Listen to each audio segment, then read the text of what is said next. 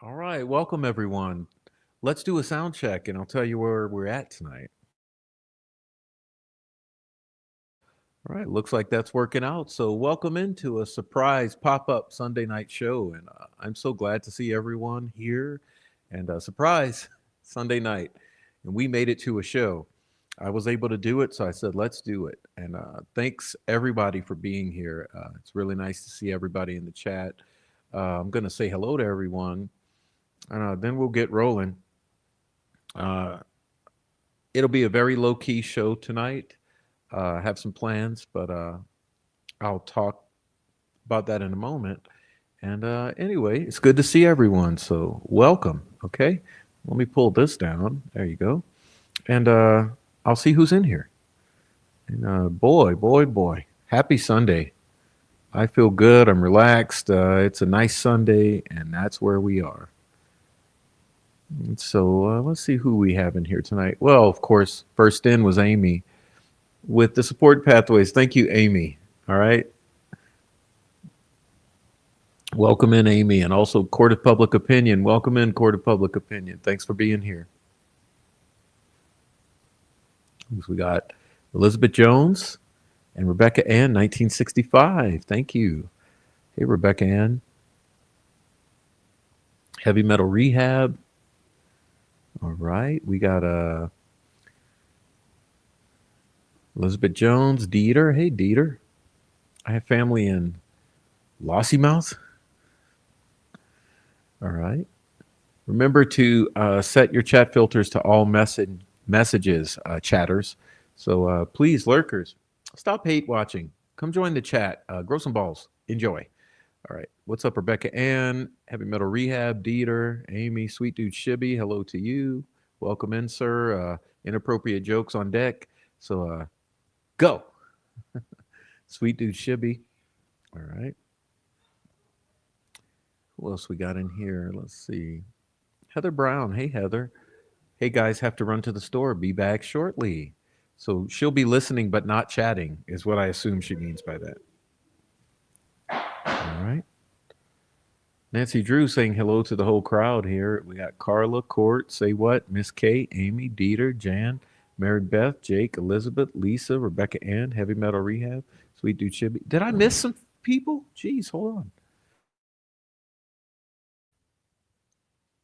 Who did I miss? What in the world happened here? Did people delete their chats or something? I don't know what the hell Nancy Drew's talking about. But apparently we have people in here I don't realize are in here yet. So let's see if I find them. But apparently we have Miss K, Mary Beth, and Jake in here. And Say What? That's good to hear. All right. I'll find them. All right. We got hey, Deb's coming in too, saying hello to the whole chat. Welcome, Deb.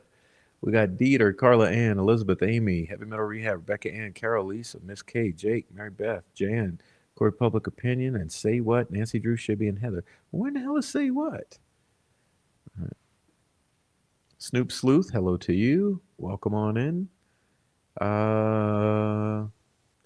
Please hit the like, says Miss Amy, and I agree with her. Please hit the like. All right. 4 Pit Bulls Across America, welcome in, sir. 4 Pits Across America, greatest chat on the planet. Okay, welcome in, everyone. Brenda Mays, welcome in. Brenda Mays, hey, Carol's there. Welcome in, Carol.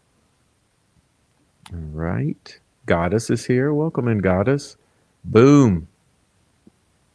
All right, Bonnie's here. What's up, Bonnie and Dawn Steele? Hello to Dawn Steele and Topher, too. Hello to Topher. All right. Who else we got in here? Gene Jackson, hello to you. Gene Jackson, Mama Bear 2222, hello to you. Good to see everybody. We got BGPO, hello, Mr. Prof. Hello, BGPO. All right. Dom S, welcome, Mr. Don S. Welcome to you. All right. Carla Ann says, hey, y'all, Prof, Heather, Deb, Shibby, Amy, 4Piz, Rhonda, 5GA, Nancy, Dom, Snoop, Heavy Metal, everybody. Did I miss 5GA? Why am I missing so many people? What happened here?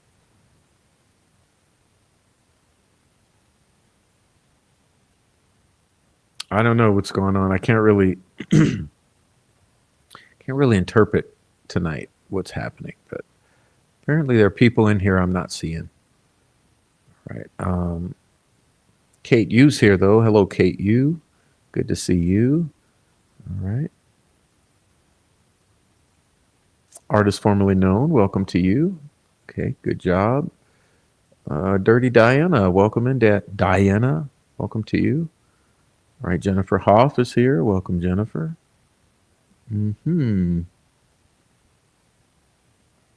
right, so Defies Logic is here. Welcome in. Defies Logic. All right, who else we got in here? Holly Gibbons, welcome to you. Happy Sunday evening. All right. Cromley's here. What's up, Mr. Cromley? Cheers to you. All right. Dom S says, where's Dino? I don't know. Where's Dino? Okay. Well, speak for yourself, Mama Bear 2222. Come in, Bushwatchers. We won't bite too hard. Moonbeam 70s Child. There's 5GA. Welcome in 5 Green Acres. Okay. All right, y'all. Well, apparently, no.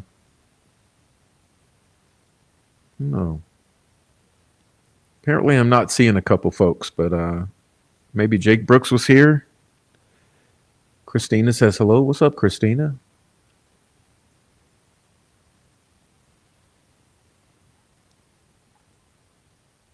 David Rogers, cheers to you. Okay, boom, boom, boom. Plain Iron, hello to you. All right. All right, y'all. We're getting everybody in here. Glad to see everybody. Who's her daddy 11? What's up? All right. We got Digital. Hello to you, Digital. Long time no see. What's up, Digital? All right. Yeah, I feel like I'm in top chat. Exactly. I don't know, but this has no setting for top chat. So what the hell's going on here?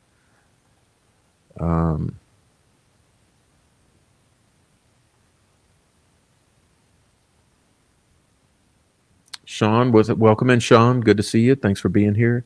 Good to see you, and thanks for greeting the chat. Appreciate that. Right. What up, Christina? All right, and we got Plain Iron saying hello to everybody. Diana says Crom Zaddy. All right.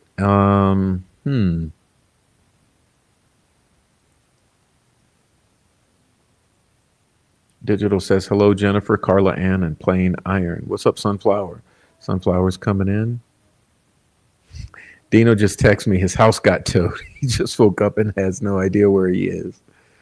All right. YouTube been glitching? Yeah, the creators have been glitching. Let me tell. That's the topic of tonight's show. Okay. Can't seem to converse with everyone on the main channel. All right. Well, yeah, I know. Was a funny one? Should be got a funny one in.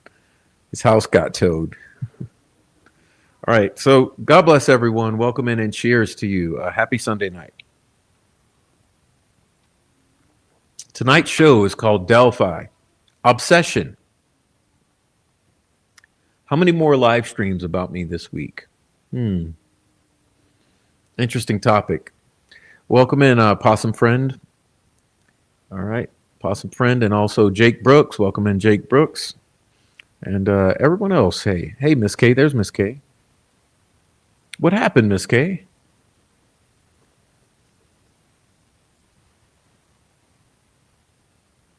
Yeah, I don't understand. I don't understand where Jake Brooks went. So far he's unaccounted for, but someone tagged him. So, all right. So here we go. It's called Obsession. How many more live streams about me this week? Boy, we have some things to talk about. Yeah, it's funny. Real funny.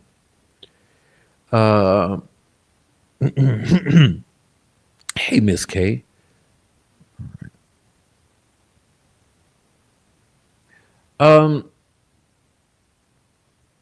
Yeah, so I'm gonna go slow, but we'll get started here.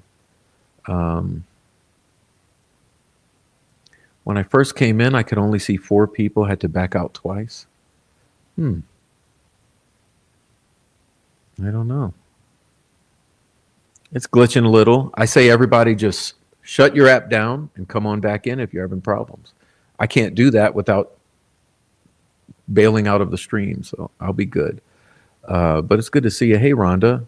Rhonda's coming in. Hey, Prof. Sunflower, Amy, Possum Friend, Miss K, Artist Goddess, Sean. What's up, Rhonda? All right, Digital. Nobody, nothing. Streams of Gaslight. Okay, YouTube, get your stuff together. Is it the storms? Maybe it's the storms throughout the country. Maybe they're knocking out servers, and so the whole system is trying to compensate. Who knows? But yeah, it's good to see everyone who is here, and anyone who got kicked out or can't see anyone. I just hope everyone fixes their problems, but so be it. we're here, and we'll be having a nice little chat. So no big deal. Um, but yeah, what's going on here? What's going on with the obsession? Now, let's be clear here. I've noticed. Have you noticed? Literally,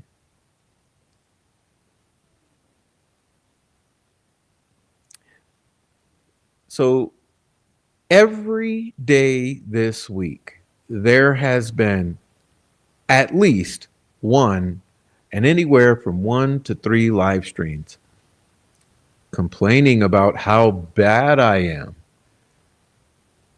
from both the Richard Allen is innocent crowd and the Richard Allen is a kid killer crowd. Now, how odd is that? How odd is that? How crazy to see both wings of the same bird flapping in unison. It's something. Left wing, right wing, same bird. Innocent, guilty. Prof's a bad guy here. Prof is the problem with Delphi. Yeah, sure. Sure. Don't apologize for speaking your mind, Sean, ever. All right. But yeah, like I've said, Troll Farm 1.0, right? Troll Farm 2.0 come together, the Uniparty. And it's something to behold. It is a sight to behold. And no, literally, when it's every single live stream, Delphi related, every single tweet, you'll see. It's amazing. Why am I suddenly the topic of discussion in the Delphi community? Zero discussion about evidence, exhibits, the appellate process, the appellate attorneys, the crime itself, the corrupt law enforcement officers, the judge, the prosecutor, the entire travesty that was the arrest, pretrial detainment, prosecution, and conviction of Richard Allen. Nope. 100% the prof is a bad guy. It's just an amazing sight to behold. And it leads me to wonder, whose toes did I step on? Okay. You really have to ask yourself, what could possibly be so upsetting that the entire Delphi community would be coming directly for me? Yes. All in unison. Lockstep of one accord. It's something else. So that's the topic of tonight's show, obsession. How many more live streams about me this week? So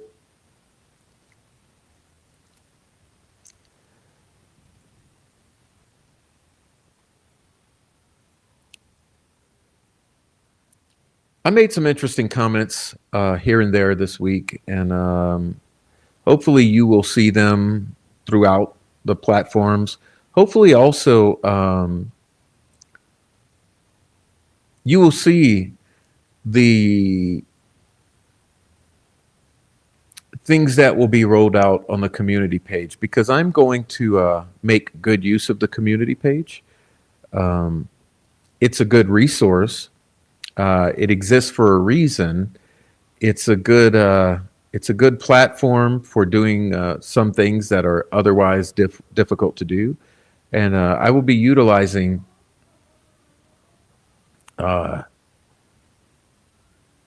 that resource on the community page to post relevant information. So be looking out for that.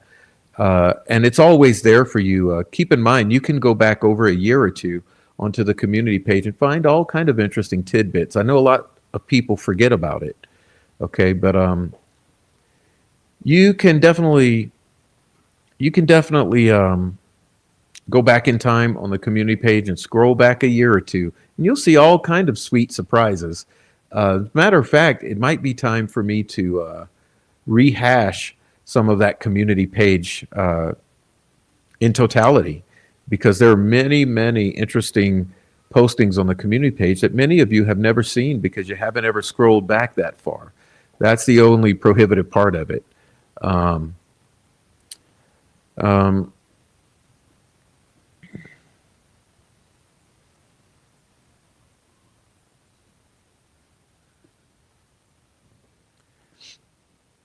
it's not as if they've been talking to each other, artist. It's absolutely certain. We have it in their own words, out of their own mouths. They have been talking to each other. So when would the Richard Allen is completely innocent crowd be commingling and talking behind the scenes and sitting on each other's live streams like best friends? Really a sight to behold, like I've said. I find it curious that the text leak last year with Kara and Matt Hoffman was released by Murder Sheet. Kara said the person got her friend's password on X. Too many of the same players here. Yeah, that was all bullshit. Actually, if you go onto Tobor's channel, he posts the receipts, and I can post them for you. If we can get to that. How about we do that? Should I do that for you? I'll do that quickly because I'm able to. I don't always have my ducks in a row, but I do have that very easily at my disposal. So I'll show that to you because I want to clear that up for you so that you're not wrong, Christina. Let's be completely accurate. So let me help you out. I didn't intend to go into this, but we'll show it. Okay, let's show this. Okay.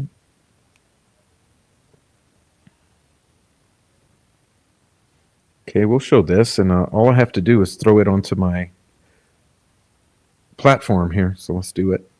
Let's see, present and share. Coming right up. This will be fun.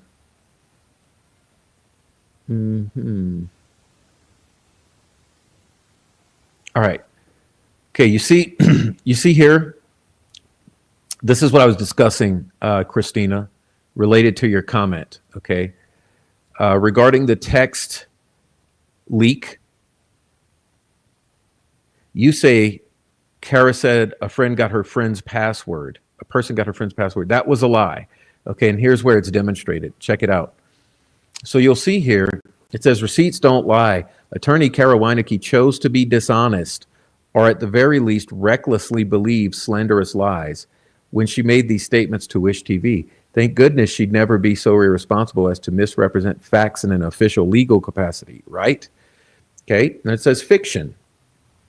Weineke's statement about group chat, filled with people who love true crime, talked about cases from across the country, screenshots obtained illegally. Statement, recently out of revenge, a person who knew the password of one of my friends, Angela Sedlowski, accessed her X account and copied all of her private conversations. He gave these conversations to Murder Sheet, who read some of them aloud on recent episodes. The conversations were blended together and the messages were read out of order and out of context. Their purpose to make it seem like they were hired by Allen's defense team to sway public opinion. We were not. Oh, so they become we? That's interesting too, at the bottom there. But you'll see over on the other side, it says Paul Severe, sovereign based. Okay, that's Tobor. And you'll see the next account he's discussing with is 0000000000312. That's Angela Sedlowski. Okay. So Tobor here, Paul, says, yep, if you go to the YouTube, I have the not Discord linked. TikTok, Twitter, Facebook, and even Instagram. Lol, I don't even use Instagram. So he's saying that he created all of these various platforms. And notice the date here, I think it's 14, 2020. I can't really Let me see. No, it's 5/16. Okay. So the date is May 16th, 2023. May 16th, 2023.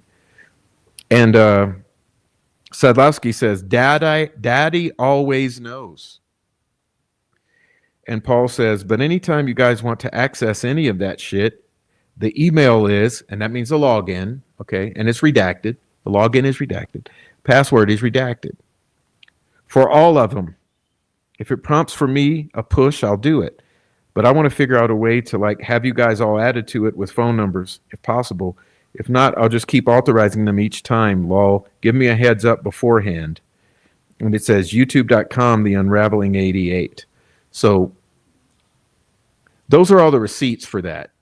Just in case you were wondering. And you can see that exists on the domain YouTube channel, which is Paul Mannian's YouTube channel from 9 months ago. So you have to go back 9 months ago on the community page. Okay? But like I said, facts don't lie. Facts don't lie. These are receipts. And so done with that. But thanks for asking about that, Christina, because that clears that up. That should clear that up for everyone. And like I said, you can go access it yourself. Don't take my word for it. I never make you take my word for it. Okay. I am the receipt master. Okay.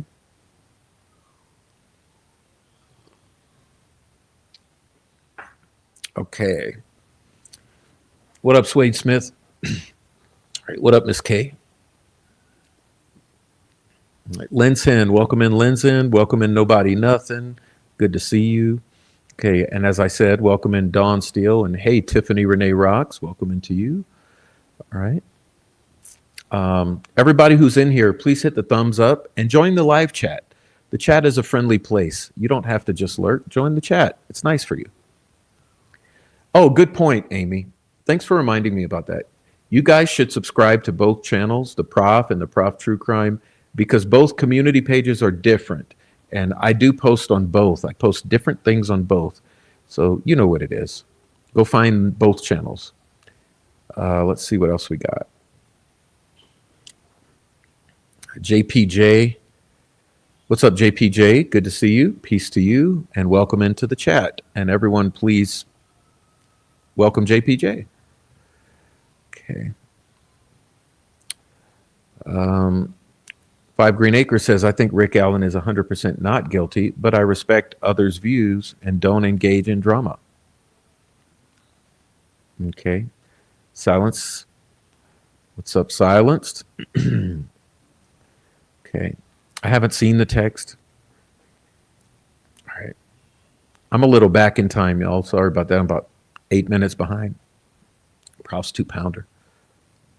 Okay. All right, Diana, listen in the shower now. You must turn it loud. I can never hear in the shower. All right, y'all. So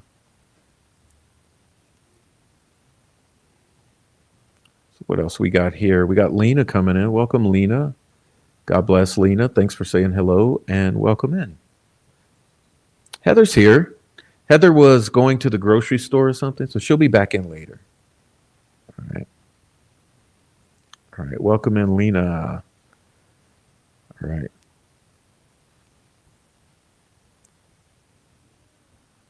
All right.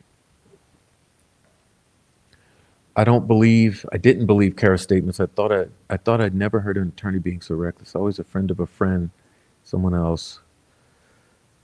Welcome in, Rhonda.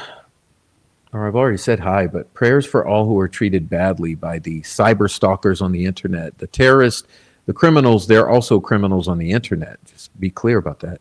What's up, Marie Kelly?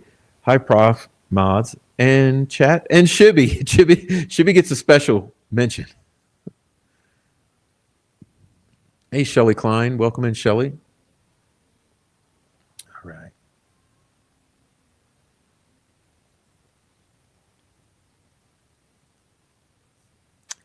All right. Arthur Claremont. Whoa. Bad timing. Bad timing. I'm on the phone. I'm on the live stream. Sorry about that. Let's see. Let's see. I forgot to disengage my sound there. Okay, let's see. Arthur Claremont, I was saying. Hello to Arthur. Welcome in Claremont, as I call you. Welcome in Claremont. Welcome in Dennis McKean. Welcome to you. Welcome in Monkey Lady 86. Welcome to you. All right. And Jennifer says, hit that damn like, family. Come on, fam. Hit the like. All right. You told Adrian if she needs a bodyguard, I'll come down. Thank you, Dom. Thanks for reaching out to Adrian. Appreciate that. They are also terrifying Adrian. And for those who don't think so, listen. I'll let her speak for herself. Never mind. They're leaving things at her house, leaving terrifying messages, and also sending terrifying memes. And that's what they're doing to Adrian. Okay. But she's good. She'll be good. Okay. Hi back to all of you, says Dennis. All right, y'all. Maybe it was Snake calling. He always gets calls when he's live. No. I know who it was. It wasn't Snake this time. Yeah. All right. What's up? All right, y'all. So yeah, y'all. So what was I gonna say?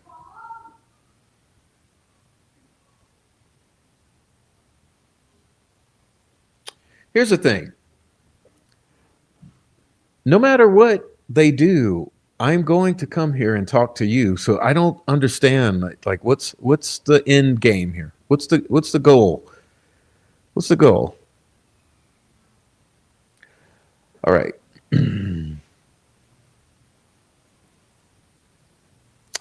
That's bullcrap what they're doing. It's illegal, but with corrupt cops, who the hell are you going to call? The flooding of lives about you is just about them using you to just aid in the cover up their wrongdoing of negative information, fabrication, concealing to manipulate the viewers to appear innocent. All right. Yeah, y'all, it is what it is. Listen, have you ever seen a group throw such a tantrum because someone told the truth about them? Let's be honest here. This is a full-on tantrum that is being thrown because the truth, it's like this. Let me do it this way. This will be fun.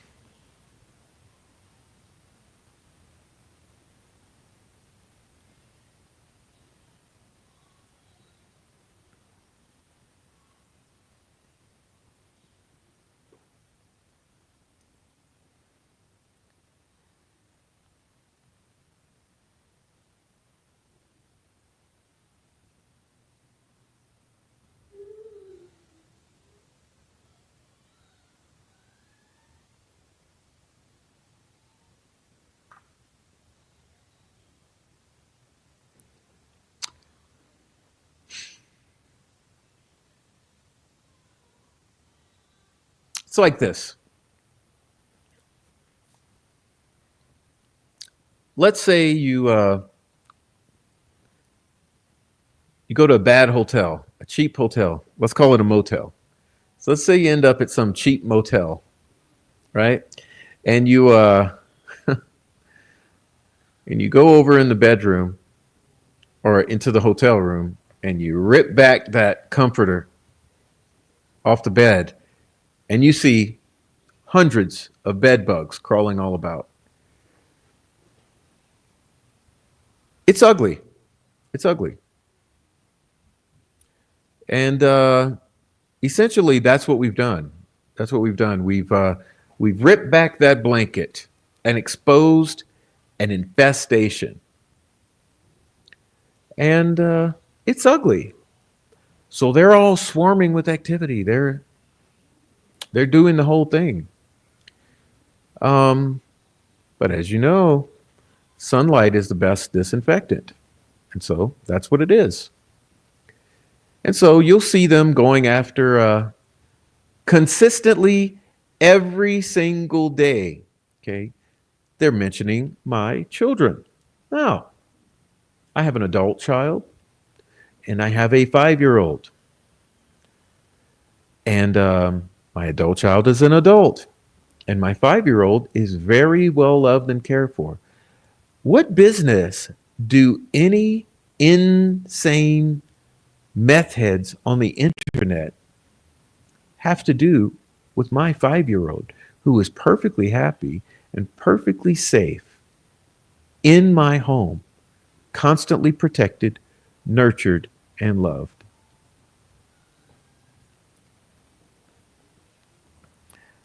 But that's what you get for talking about Delphi, because let's be clear, there's a insane amount of mental illness in this community. Okay?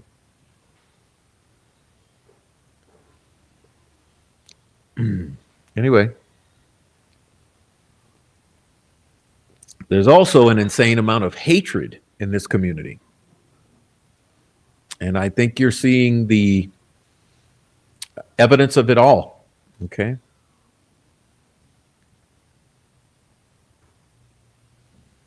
All right.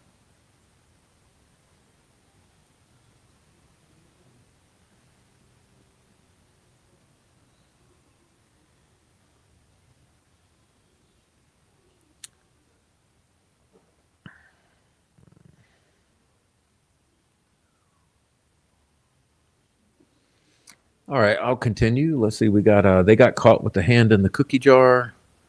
Dirty Diana is just finding something funny. Hey Diana, at least you're not crying. Laughter is better than tears. So keep laughing, stop crying. All right.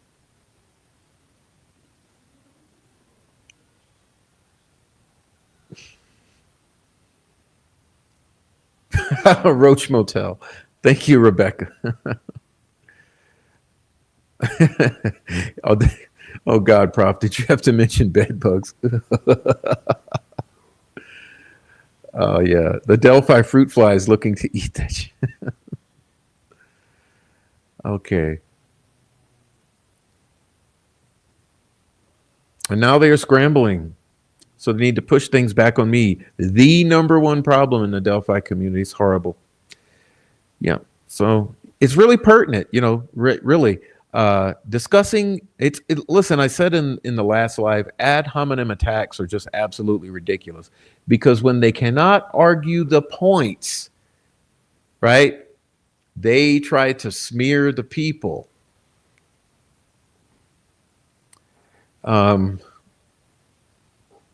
Let's see. I got something for you. I periodically try to read things off the AI, and it's kind of difficult. Let's see. Let's see if I can make it happen this time. Let's see.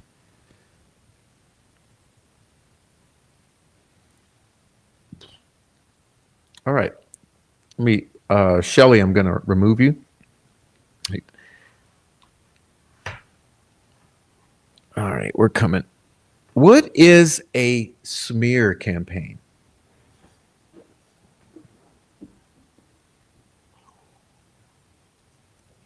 A smear campaign is a calculated effort to damage someone's reputation in lieu of arguing the validity of their points.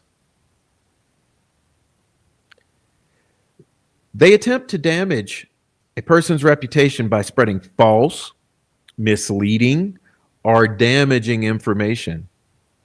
It's a tactic used to undermine a person's credibility and character, often targeting politicians, public figures, that's me, or even organizations. The goal is to discourage people from believing in the target or supporting them or their causes, even if the allegations are later proven to be unfounded or greatly exaggerated. Here's a more detailed explanation. Intentional and calculated. Smear campaigns are not accidental. They are planned and are designed to have a specific effect on the target's reputation. Focus on reputation and credibility. The core of a smear campaign is to damage the target's reputation and erode public trust in them. Misinformation and falsehoods. Smear campaigns often involve spreading lies, rumors, distortions of facts, and half truths to paint the target in a negative light. While anyone can be targeted, smear campaigns frequently target politicians, political candidates, public speakers, and other highly public figures who are in the spotlight. Often effective, even without truth.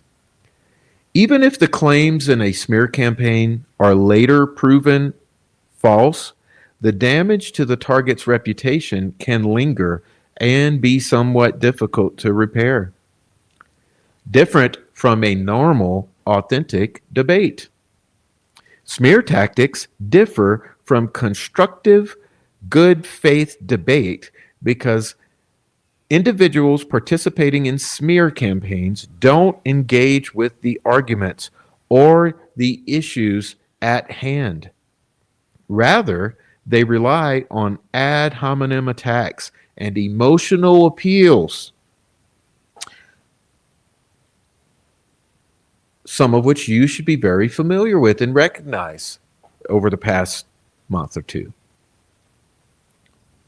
Smear campaigns can involve spreading fabricated stories and using social media to promote negative opinions, circulating damaging quotes out of context, and utilizing a large number of individuals and social media accounts through the tactics of troll engagement.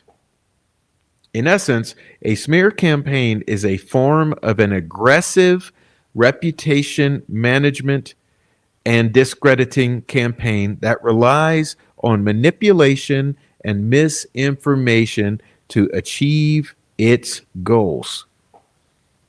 A smear campaign is an intentional, premeditated effort to undermine an individual's reputation, credibility, and character.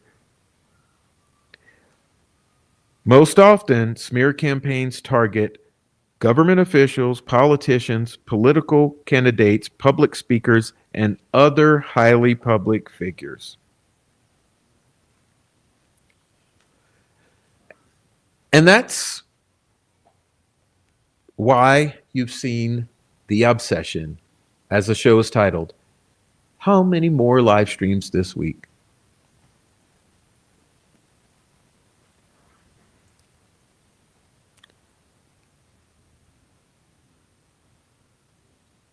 All right, y'all. Thank you, everyone, for helping see Prof through the challenges of the Delphi murders.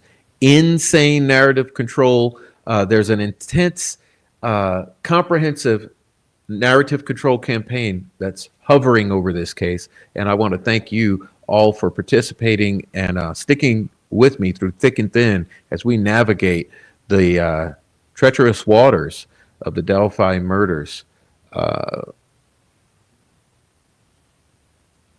Public relations campaign.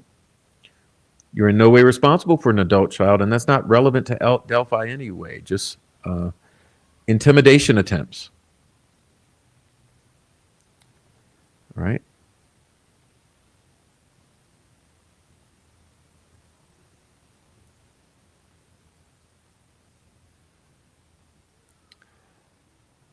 All right, y'all.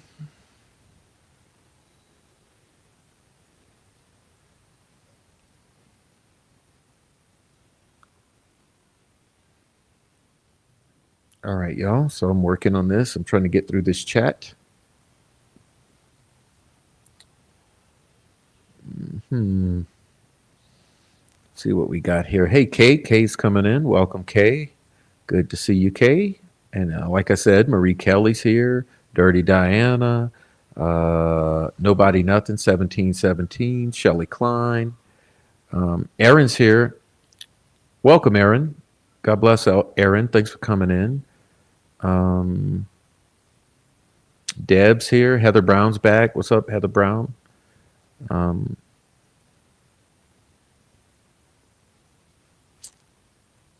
Yeah, that was a quick trip to the grocery store, Hebby. That took an hour or 30 minutes. Shit, I'll be an hour at least. Okay, Marie Kelly. Shelly Klein. We got Nobody Nuttin, Heather Brown, Marie Kelly, Deb, Swade Smith, Pam Sheehan. Hey, welcome, Pam. Pam's coming in. Good to see you. Shelly Klein, don't think of a screen name. I love Shelly Klein. I like it just the way it is. All right. Yeah, so anyway, that's what I had to say. Like I said, tonight I did not plan an exhibit or a slideshow for all of you. We're just here to talk, basically. We're here to talk because I wanted to give you all a quick pop-up Sunday night show and an opportunity to do a little live chat. And it is what it is. Oh, you want to give a laugh? Okay. All right. Let's see what we can do with Shibby. Shibby's begging for attention. He's a glutton for punishment. All right. Since he's forcing me to. All right. Let's see.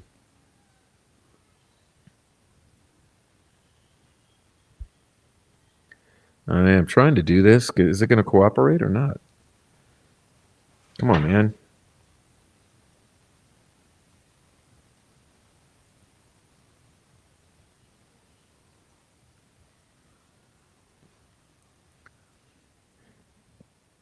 All right, Shibby needs attention, so let's give him some. Let's see. It says, Prof, I want to give people a laugh. I just emailed you a pic of me. Diana asked AI to make a pic of a 51-year-old hot dad bod in roller skates and Daisy Dukes working out in a dungeon. Loves Trailer Park Boys.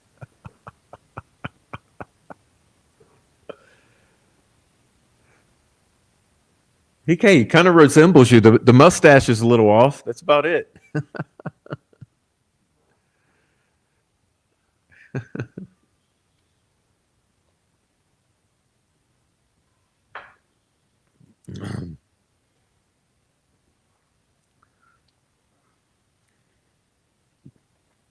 Well, AI has a pretty crazy, I don't know, vibe to it, doesn't it?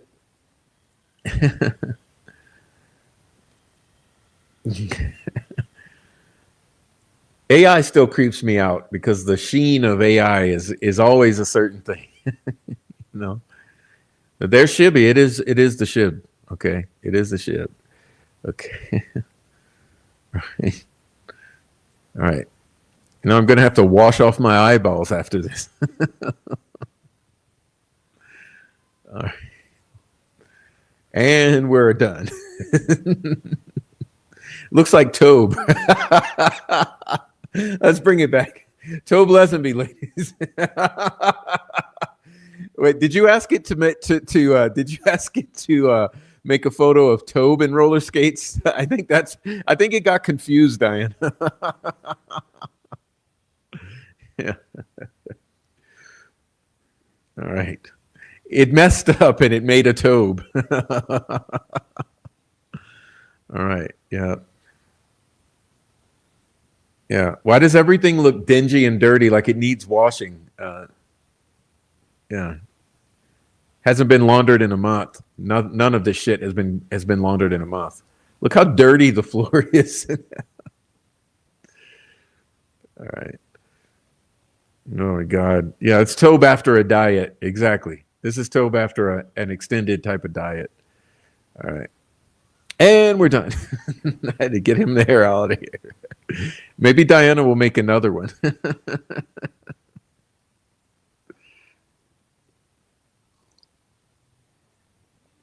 Yeah, y'all. All right. It is what it is, okay? It is what it is. All right. Woo. We're done with that one.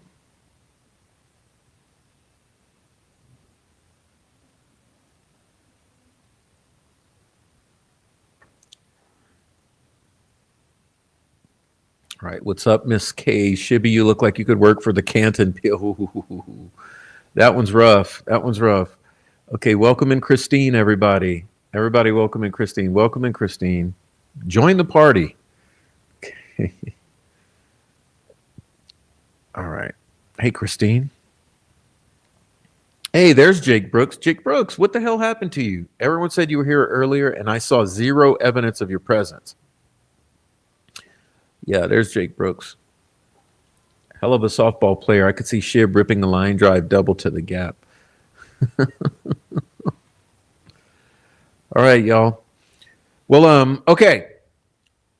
So anyway, serious business.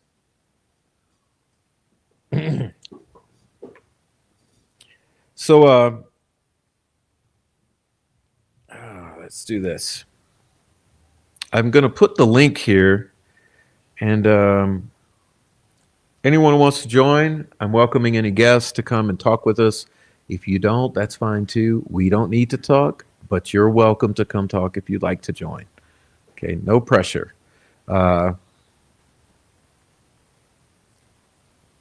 It is what it is. Hello, Christine, says Cromley. All right, what up, Jake Brooks, says Mr. Comley. Cromley? Comley? Did it? Comley? What is com? Comley? Is it like some sort of, it's going to be some sort of new 5G internet service? Comley? All right. Let's get serial. Serial. Tell them the rules. Oh, there's no rules. The rules are be nice. And if you come talk to me, you cannot scream and yell like that like that person who was hitting the bottle and the vape and whatever else she was hitting prior to coming in. Can't come and scream and yell. We don't allow that. This is not a mean girl gotcha moment. All right. I'll be back. Got to run out and get some Gatorades. Watch the sugar. Watch the sugar, Sean. I used to do the Gatorades till the sugar, till I cut the sugar out. So I can't do the sugar anymore. Sean, watch that damn sugar. All right. Hey, Critter Mama, what up? What up? What up? What up? Dom says the Dom will never come on a live stream. He says, count me out. I ain't doing it. All right, y'all. What's up, Gretchen Allen? Cheers. Okay. Yeah. Rules: don't smoke meth before you come on. Don't be drunk, and don't be a shitbag.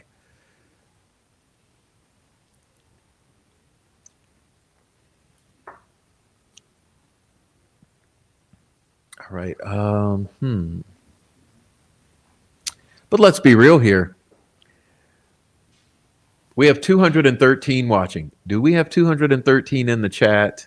No. We probably have a good 100 hate watchers. Come on, hate watchers. Click the link. All right. Critter Mama says, hey, Amy. Everyone says, hey, Critter Mama. And everyone says, hey, Gretchen. All right. Boom, boom, boom. Paula says, the judge in the Karen Reed trial looks like Becky Patty when she was younger. Same demeanor. Okay. Sean says, very dehydrated, been humid in PA. Yes, yes, yes, sir. You know what I like getting? I can't remember the name brand, but it's these little packets of electrolytes that you can put in water and stir around. Do you know the names of those in the Walmarts? Hey, Jennifer, come on the live stream. Come on. Click the link. Come on, Heavy Metal. Click the link. Come on, Rhonda. Click the link. Am I pressuring you all enough? All right. Where's Mark? Yeah, where's Mark? Mark might be maybe maybe I got Mark thrown off schedule because it's a surprise. Yeah, that's it, Nancy Drew. The liquid IV. That's the one I like. That's the one I actually like. Yeah. Go get some liquid IV, Sean. Those are nice. Okay. Yeah, there you go. The liquid IV. I buy those. I need some more. I ran out. All right. All right.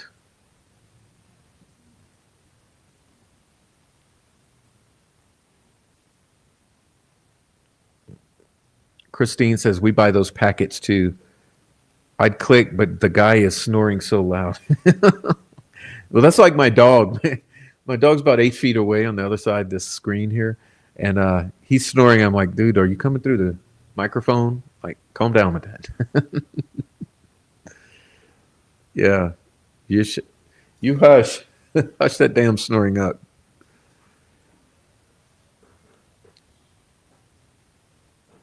All right, so anyway, we'll relax a while. If no one comes in, we'll get out of here. What, 45 minutes? Um, but that's all I really had to say tonight. Is it's I've been having some really interesting. I guess I'll go into this. I've been having some really interesting conversations this week. You know, really interesting. No, trust me, Critter Mama. The liquid IV is much better than the emergencies. The emergencies, they don't do nothing for me, but maybe give me a headache. But the liquid IVs are like a hydrator. You know, they're in electrolyte mix. They're really good. The liquid IVs. Try them. Try. All right. Rebecca Ann says she talks so much shit she lost her voice. Okay. All right.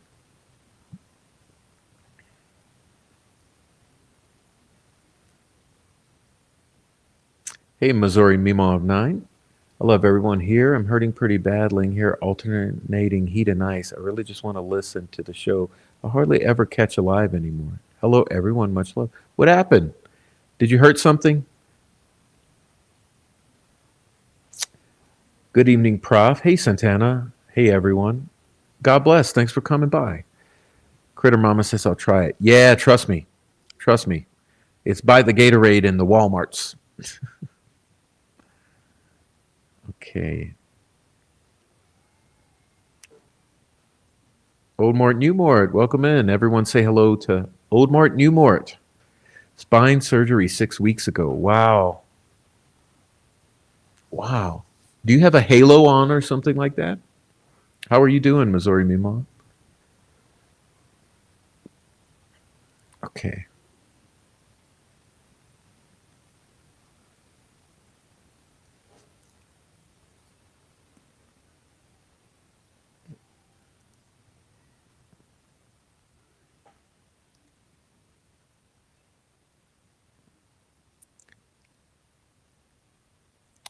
I'm not looking for anything, Dieter. I just open the lines. Periodically I do that. It's going to be more and more rare, though, but periodically it happens. What's up, Becky? All right, and Paula? Did I miss Paula? Oh, yeah, Paula's here. Welcome, Paula. I have a Costco membership, but don't go because you got to get ready to spend $300 when you walk in that place. Yeah, I get it. I have a halo, but not from surgery. Okay. All right. All right, yo. Yep, I got nothing. That's all I got. I think I was going to go on some tangent, but I've forgotten what I was going to talk about.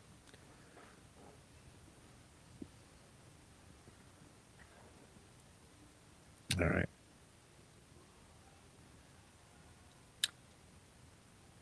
I can't do the walk around. It's too much walking in there.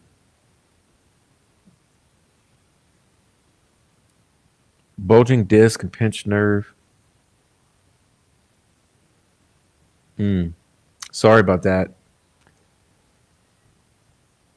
Sounds like that's getting that osteoporosis maybe getting to you bad. Please hit the like. Prof, appreciate your time and support. Thank you to all who have always supported. Appreciate that. All right.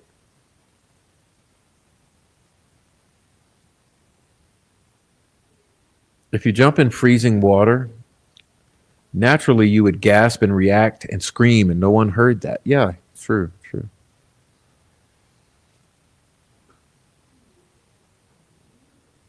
We should discuss copyright law. Oh Lord, I don't want to talk about copyright. This is part of the thing about the deflecting or deflecting arguments to distracting points. Like instead of let's talk about the authenticity of the video, why the people in court didn't say the video was what they saw. They say that what they saw in court was possibly a different video. And what's the provenance of the video? Is it literally discovery or is it an exhibit? Blah, blah, blah, blah, blah. Instead of talking about that, they say, oh, you say you got a copyright claim. Yeah, yeah, because it's factual. I did get a copyright claim, but that's not what we're going to sit here and argue about because that's a distraction. But it's always the same. It's always the same with these people. Let's see. Last time I went to Costco, I had a broken toe and was pushed around in the cart. Hope to strength to everyone, especially Prof, in honor of Adam. Whoa. Hello. Hey, I dropped you. I'm sorry. That probably sounded loud. Really loud. Really loud. Sorry. What's up, Silence? This is Silenced. How are you? I'm good. I'm relaxing, getting some hydration. Good. Talking to the chat. That's what I'm here tonight. Good, good. How about you? Since you were, floundering a little bit there, scrambling for something to talk about, I figured I'd say hello, make my presence known, say hi to everybody else. Everybody says hi. Let's see. Because you have the best chat on YouTube. Boom. It's true. Yep. You know me, I would never lie. So, how was your day? Oh, pretty good. I mean, this is the relaxing part of the day because, the hustle and bustle is over. So now it's like unwind time. I'm ready to do the show, and then I'm going to get some snack and go lay in the bed. That sounds good. That's my big plans. Bed? Everybody wants to know. It's like burning information. Do you snack in bed? Oh, hell no, because boy, there's one thing I can't stand. It's crumbs in the bed. So I have a rule: no food in the bedroom. That's my rule.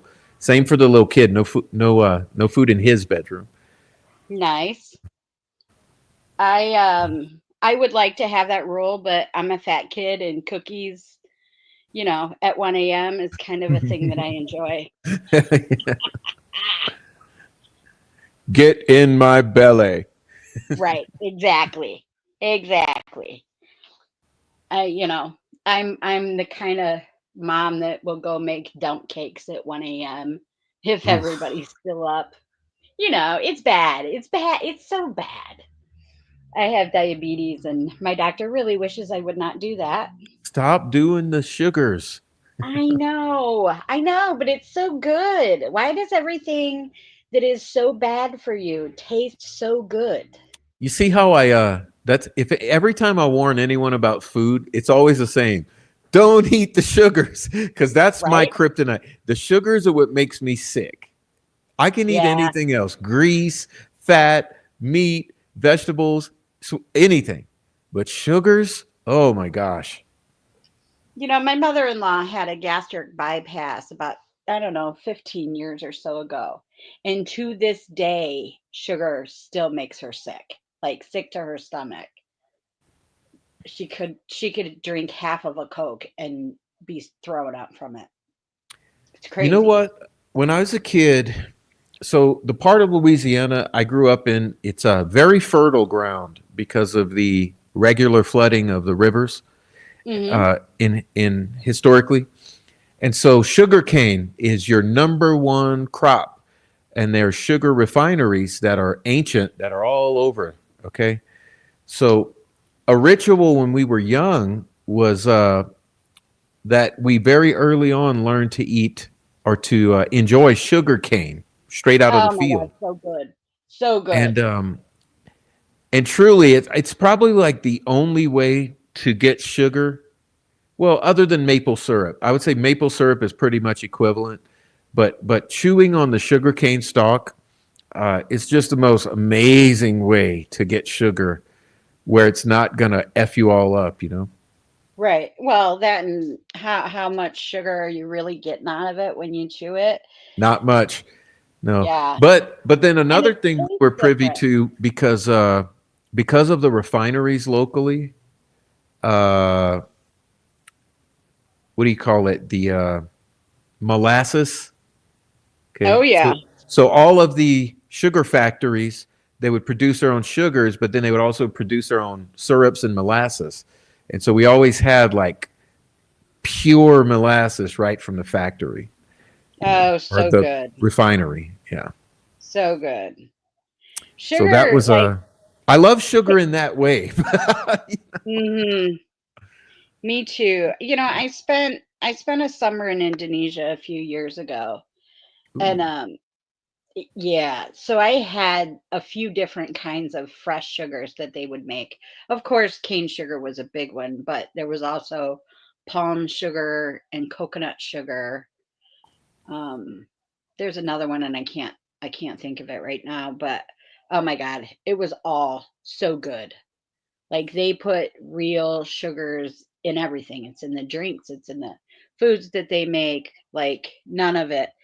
There is no high fructose corn syrup because it's expensive to grow corn, and so they just don't do it. It's tropical corn would probably wouldn't be good there. So um yeah, it was nice. I learned to eat a lot of different kinds of sugars than we have here. Let me ask you this: how is the ice served in the localities you were in Indonesia? How does so if you ask for ice, do they bring like a single cube, a whole cup of it? Is it crushed or is it cubes? Like how's the ice? So it's government regulated because of the tourism industry. The water in Indonesia is in most places not drinkable. You can't even brush your teeth with it. Mm. Um, it's way worse than like what you hear about, the old rumors about Mexico. You get Montezuma's revenge or whatever. Indonesia is like Which I that, have only had. right. Indonesia is like that, only it's so bad. And it can be physically dangerous because they call it Bali belly. If you accidentally ingest some of their water, you will get very, very sick for weeks. So the ice is government regulated. So it's in a shape, they're kind of round, but they have like a hole in the middle. So it's like the shape of a lifesaver, kind of, only sealed on one side. So that that you are not getting ice that some restaurant tried to make, Weird.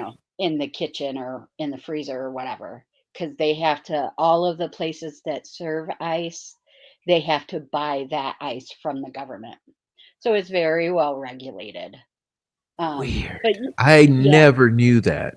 yeah, that bring you, if you get juice, you're not going to get any ice in it. Ice is one of those things that they reserve for making like slushies, and you know, they make a ice. It's dragon fruit that is blended with ice. You can get those in the morning. So like all of the fruit bowls and stuff is more when you'll see ice. Or if you order a soda, your sodas will all come bottled. There was no fountain soda down there that I saw anywhere. Um, and they would bring you, half a glass ice or whatever. That's the only time that really they offer you ice, but you can ask for it. Um, and then all of your waters and stuff are bottled. You can pay, like they're big on recycling because American plastic in Bali it's a pretty big issue because the world will send their plastic recycling to Indonesia, um, to be sorted and processed. So they're very careful about bottles and plastic and all of that. So you buy like 5-gallon jugs at any of the diving shops if you're near the water. There's other places where you can get um, clean water, and it's real cheap. Well, everything in Indonesia is cheap, but Yeah, yeah, I was gonna say that. especially the water. Yeah, it was like 50 cents for 5 gallons of water. Well, I know from I've told you before that I spent lots and lots of time in Mexico, and not on the border, but in Central and South, truly Mm, South Mexico. So it's funny because you can be in Mexico City, Veracruz, Oaxaca, Puebla, wherever, and you go sit down at any establishment, and you get a soda or anything in a cup, and then you say, "Oh, can I have some ice, please?" And yeah. the guy will literally bringing you out a single ice cube. Well, yeah, I bet it's hard to make, I never realized how important a stable power grid was Hmm. until I was overseas where there was not stable power. You never knew. Like, you never knew if the bungalow you were going to be placed in, whether the air conditioning was going to be able to work on high, or if it only worked for several hours a day. A lot of the times places will turn the power out during the nighttime. So then you're sweating balls all night. It it was interesting. You get here and you realize how good we kind of have it. We got And it made. That's the thing yeah, that people who are not world travelers, they never understand what no, privilege is or what the United States is. You know, yeah. you And really when have to go somewhere where it's absolute poverty. Like Brazil for me was an absolute shock. The favelas and the brotas and all the really dense, you know, squalor. yeah, Indonesia's got areas like that, but I stayed in two, they're kind of like counties. I stayed in the Bali area, and then I stayed in the area right next to it. So, like, where the Gili Islands are, like that side of Bali. So it was heavily touristic, like, so things weren't squalor. There wasn't, but they weren't like pristine either. They don't plant flowers just to water for the sake of the tourists. They don't do that. These people have money to make and lives to live and all of that, and you're kind of invading their space. Um, but like, everybody they had their houses in these really cool setups. So you would have like the house grandma and grandpa lived in was the big one, and then each of their children got a house, and then their children would get these little one-room bungalows. It was very cool. And then in the middle of all of the buildings on the property, you would have the kitchen outside. um, and so that was culture shock, like, because I'm a Buddhist, and my father-in-law's death anniversary came while I was in Indonesia, and on that, part of our death rituals is that we cook a meal for them every year on the day that they died. I had to do that while I was in Bali, so it was neat having all of them, like, they all came out to watch me cook, because it's American food. They don't eat that.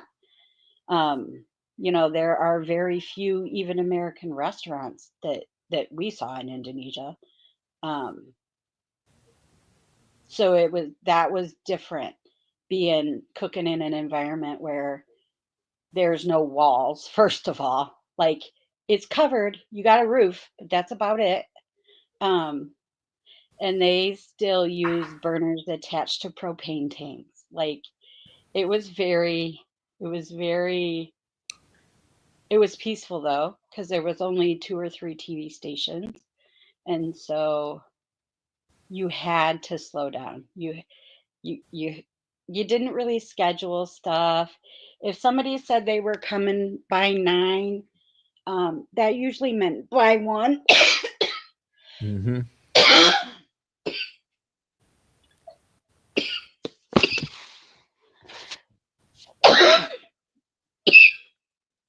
Hold on.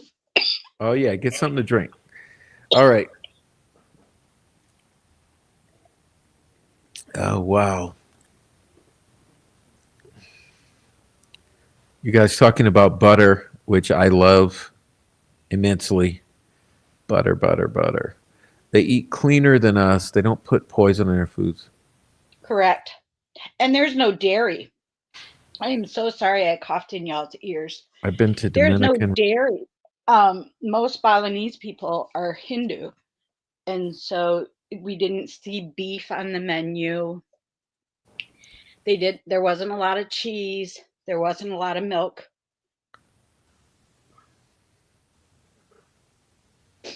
So that took some adjusting because, we're Americans. We eat cheese on everything. Yep, and I'm pretty for dairy is pretty hard on me. Uh but I still eat I still have it. But it's one of the things that's harder on me to have. Yeah. Yeah, I don't drink milk either. I like oat milk. Any of the synthetic milks or the fake milks, however you want to put it. I would prefer that than cow milk. Jake Brooks says, I can't believe it's not butter. All time great product naming. Yes. Right. But it was kind of Yeah. cool. I didn't realize you traveled that much in South America. That's cool. Who, me? Yeah. Yeah, just those were my stomping grounds. But I'm more of a when I travel, I like to spend long periods of time and get to like embed and make friends and family. So I'm not like I don't go all over and just spend a day in every place. I'll go somewhere for like 3 months or 6 months or a year or something. Yeah, that's it.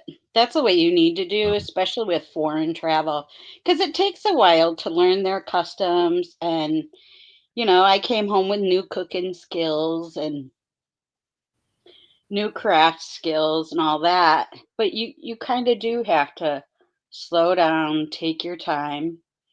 And depending on where you're going, um, the true expense of going to Indonesia, it sounds fancy to say, yeah, I spent a summer in Bali.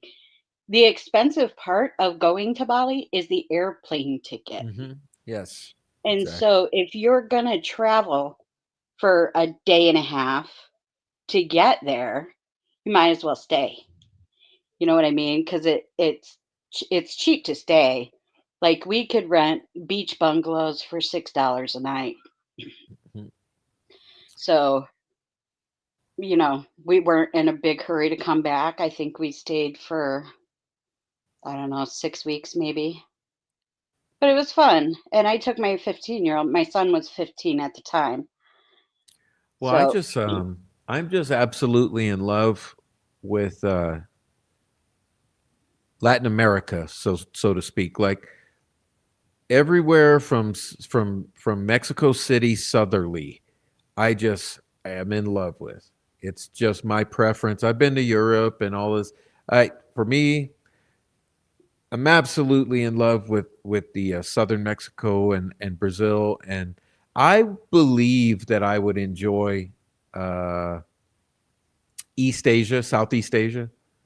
Uh, but I haven't been. But I believe I would love that area too. I don't think you can possibly go there and not fall in love with it. Like there like I got my credit card skimmed while I was there. That's a big thing in East Asia or Southeast Asia. But you could walk down to the beach, pissed drunk at 3 a.m. alone as a female and never feel unsafe at all. Weird. Right? Yeah, I So mean, we, I know in Brazil you'd be worried about getting robbed. Just fucking turn the corner, you know. right? No. Yeah, they don't really have violent crime. What they do have is credit card skimming. There's a lot of financial fraud that you have to be careful of. But every place has their issues, you know. Dom says I'd much But rather see everything in the country. I agree with that too, because dude, me too. whoever has not been out in the mountains all the way from California to Colorado and up to I don't know what is it, Montana, and all just all of the Rocky Mountains and all of the just all of the mountains is just I just love it. I'm not a fan of the desert or the East Coast much, but for me the mountains speak my language. So Me and too. I'm really interested in going to the Black Hills. I haven't been there yet, but I want to go see Mount Rushmore and all the Black Hills. It kind of have a very, I'm kind of drawn to go there as my next big outing, you know? That sounds lovely. Mountains are gorgeous. I lived in Seattle for a little bit and we had a view of the mountains on both sides. And yeah, there's definitely a lure there. Um, you know about the Sundance I tradition do. and the Black Hills and I how that do. yeah. So I think that like I don't know. I'm very like I have this real guttural connection to the native traditions and and how life functioned here. You know, before Mhm. society really developed as we know it. And I always think of how that all worked. And so yeah, I guess I really been thinking for a few years how I want to do the whole Black Hills, but it's something because I learned in studying these bikers with the Delphi murders how the bikers make annual trips out there to the Black Hills too. There's a whole They do. deal, you know. Yep. Uh, There is. I didn't realize you found that out. Oh yeah. yeah, Oh yeah.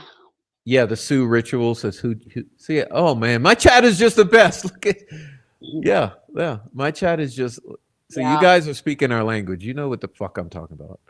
And Yeah. I think, they don't really advertise the Sundance, but I think that there may be um a clan or two that will allow outsiders for that because Sundance is very cool. I don't know how they stay alive for the whole thing, but they must prepare. Well, my best friend is Danae, but you know, it's not really a Danae ritual out there, but I'm kind of like I'm really I'm interested in the history, you know, how like why, you know, with the hunting, how hunting Mhm. tied into it all and all of that stuff and then now it's interesting with my buddy though because like I said my best friend who's native, he boy, I tell you what, they don't take those sweat lodges fucking lightly. I mean, No, and no, they that's don't. I've talked to him like after he graduated into adulthood, he became one of the caretakers of the lodge type of thing for many years, and you know, it's just so much to learn about people and how people work and learn, and I've carried a lot of that into this, and I think that obviously you have too, but people don't people take everything at the surface level. They often don't understand the reasons for the decisions people make. And I guess that maybe I can bring it back around to what we're dealing with now in the community is that a lot of people might think I'm reckless. You know, I've had people criticize and call me and they say, "You're reckless and you're doing it." And I'm like, well, you don't think I do you not think that I literally grieve and deliberate internally like for hours on end about decisions that I make and strategies and I'm not reckless. I'm anything but reckless. I'm intentional and I'm Yeah. invested when I make decisions because I feel that they are the best decisions to make at the time. And so yeah, I think I just love learning, about things I don't I know think or what they I think what they actually mean to say is that you're messy. And messy has a purpose. Sometimes things can be messy and they can feel a little ugly and a little out of control, but that doesn't necessarily mean it's reckless. You're not doing any damage to anybody. You're not trying to scare the shit out of people. You're not hurting anybody. You're not hurting Rick's chances at future involvement. Like you do sit back and think about it. So I think sometimes when you're less than perfectly groomed, perfectly polished, and perfectly on message 24/7, that there's this weird urge to just um, take you down because how dare you not only talk about the girls? this. Yeah. Yeah, Yeah, my buddy calls it randomizer. He's like, sometimes, prof, the interesting thing is that you hit the randomizer button and you'll just do something suddenly unexpected and it shock that is kind of you know, shocking or whatever the term may be, startling.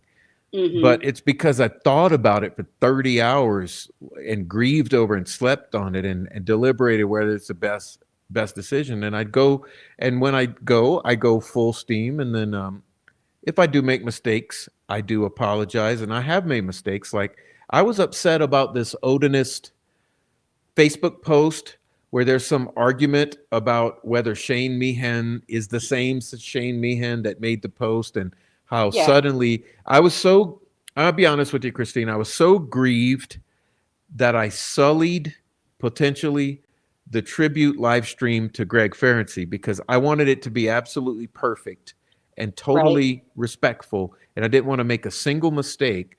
And I was right, so upset, and I still am. I was thinking about it today. Like, I'm still upset that there's this point of contention about that. And if it is a mistake, that I ruin that live stream because I never want to make a mistake and that's why I'm so diligent and I am so uh, always demand evidence for things that are claimed from when people talk to me. hmm, And I was just so upset about that screenshot and how I was led to believe that it was the right Shane Meehan and it was his Facebook. But as I said, my understanding is that that's not the only evidence.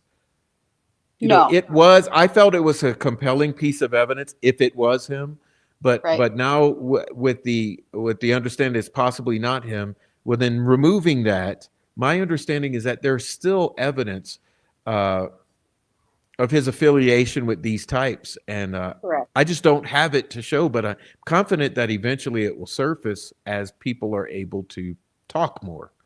right. You know? It will. There's just going to be a lot of things that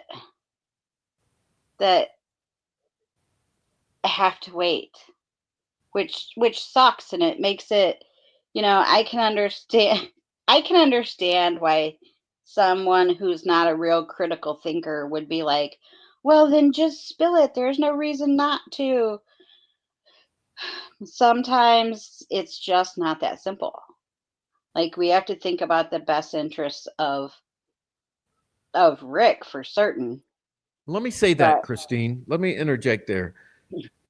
Because we are all anticipating that Rick will get a new trial.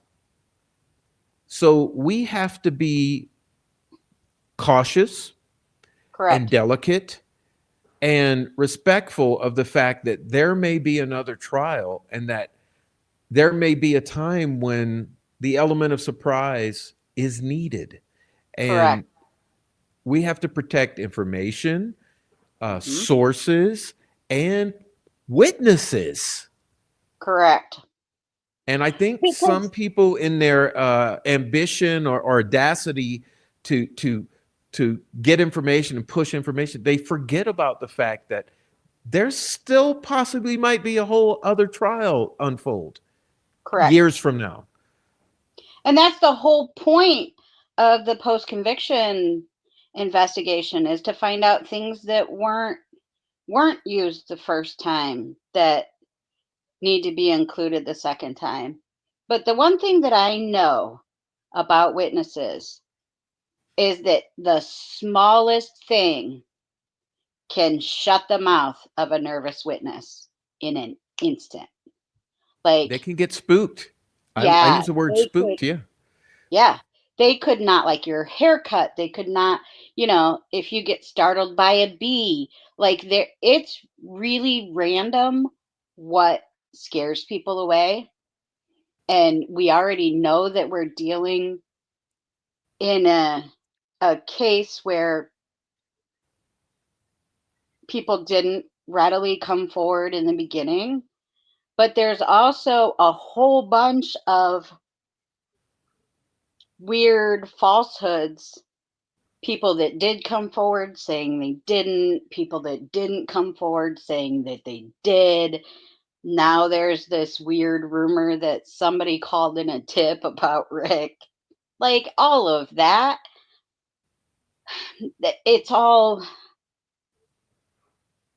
it's all impossible for someone that hasn't seen the records to know who's telling them the truth and who's not. Because, like you said the other day, people lie for a million different reasons. And we don't want, if somebody saw me standing up here spilling dirt about um, their Sunday school teacher, they are then not going to trust me to talk about their high school teacher. You know what I mean? Like they don't, if they see you running out acting all willy nilly reckless with information, then the other people that are watching are no longer going to trust you either. And so, we need to make sure that we're not doing damage in that way either, because the day is going to come where somebody in that community is going to see either me or someone like me on their doorstep, and we're going to want to have a conversation. And And you they're don't going to want them want to to go know that you're outside. not going to run to YouTube and run your mouth about it. Correct. Yeah. And I Correct. think about how this whole community, I see it as what's really plaguing this community is that you've got a whole community that's been terrified. They're literally, a large portion of people are terrified. Correct. And then there's been all of this disinformation that seems to have been intentionally inserted, according to my evaluation. Now, it may have been unintentionally, but there's all this disinformation, misinformation in the community. So half the people are terrified, half the shit is all confusing, and and that's the people you're dealing with and wanting to be witnesses or whistleblowers for future legal proceedings. It's Right. very complicated, and I think people don't understand that. You're dealing with human beings. We all kind of watch too much TV. Like, there's a certain kind of element that will turn into um, criminal informants for, like, because we're dealing with meth and we're dealing with domestic T word and all of that stuff, right? I don't know why Americans think that if you're gonna tattle on somebody that you're gonna be sent to witness protection and all of that stuff. I mean, that stuff does happen, but that's involved. That's if you're involved in like things way, way, way above the level of what we're dealing with. Mhm. So it's not like people can come to us, tell us something scary, have the shit scared out of them, and then be sent away to like witness protection or whatever. Like that just doesn't. That just isn't how it is. So maintaining integrity is important because we want them to trust us. Otherwise, they'll never tell us anything. Yeah, well, And and I'll say something. I'll give a little behind the scenes anecdote here that you might find entertaining. okay. So this is before trial. So I know a witness that you and Erica interviewed. Okay, Mhm. and it was funny to me because I was in regular contact with this person, and I remember after your interview with this person contacted me, and I was asking how did it go, how was it, and I was getting the sense for how the feelings were, the feeling tone, Mhm. and the funniest thing is what I remember is this person's whole deal was absolutely loved Erica, but was terrified by your ankle holster. Oh. I'm not kidding. And it just the repeated tellings of the story it kept coming back to how intimidated this person was with a holster. And Oh, I was that's like, funny. wow. And then the dynamic of I just loved Erica so much and she was so sweet and everything, but I was scared of this other person. And so that's what I mean. Yeah. That's a good illustration for people that Yeah. people are sensitive to things. And Correct. in that case, it turned out to be like good cop, bad cop type of overall result. But this is what we're dealing with. And this is a person in a community who tends to not be such a scaredy cat. So just Yeah. imagine most people who might be terrified of all the domestic teas in the community. Yeah. You know? I mean, in my defense, I know it's silly because that can be intimidating. But first of all, there's not a lot of places to hide your 9 millimeter size friend in the summer when you're a woman. Like if you're wearing a dress, there's not a whole lot of places you can hide that bad boy. So right around my ankle out in the open works. It got to go somewhere. And, and we were dealing with really, really scary folks. Yeah. So Domestic teas. yeah, hmm that all knew who I was. So we stayed under the radar for a long time, but probably, oh, it's probably 3, 4 months before trial, our names started to be said, first name, last name. So they knew who we were, and they knew we were going to be around. And you know, one of one of the people that watches your channel all the time, we were in trial, and I got cell phone photos of Vinlanders outside taking photos of me and Erica. Right, right. Sitting on their bikes. Yeah. Yeah. Mhm.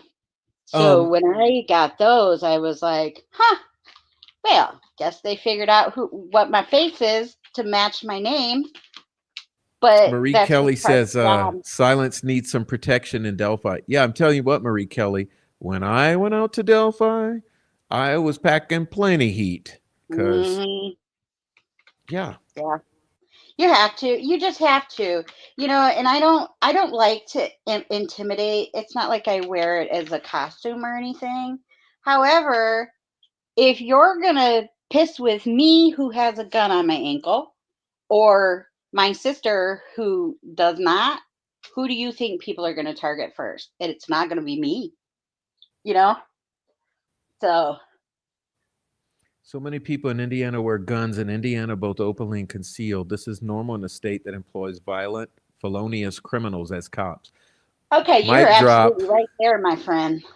Mic drop, Mr. Absolutely. Court. Mr. Court, get your ass on this stream right now. Click the link. Right?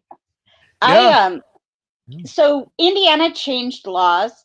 So I have a lifetime concealed permit, but Indiana has since decided that anyone that's not, seriously mentally ill or has a felony, they can also carry guns. Um, they're just not. allowed to carry it concealed if they don't have a permit. So Hmm. now here the deal is you have to have a permit if you're going to conceal it, which I also do. So um, there's not it's not very often that um, not since I took this case. Now, before I took this case, I very rarely um, felt the need to like go to the grocery store well protected, but I do at this point. So Well, you're in Indiana too.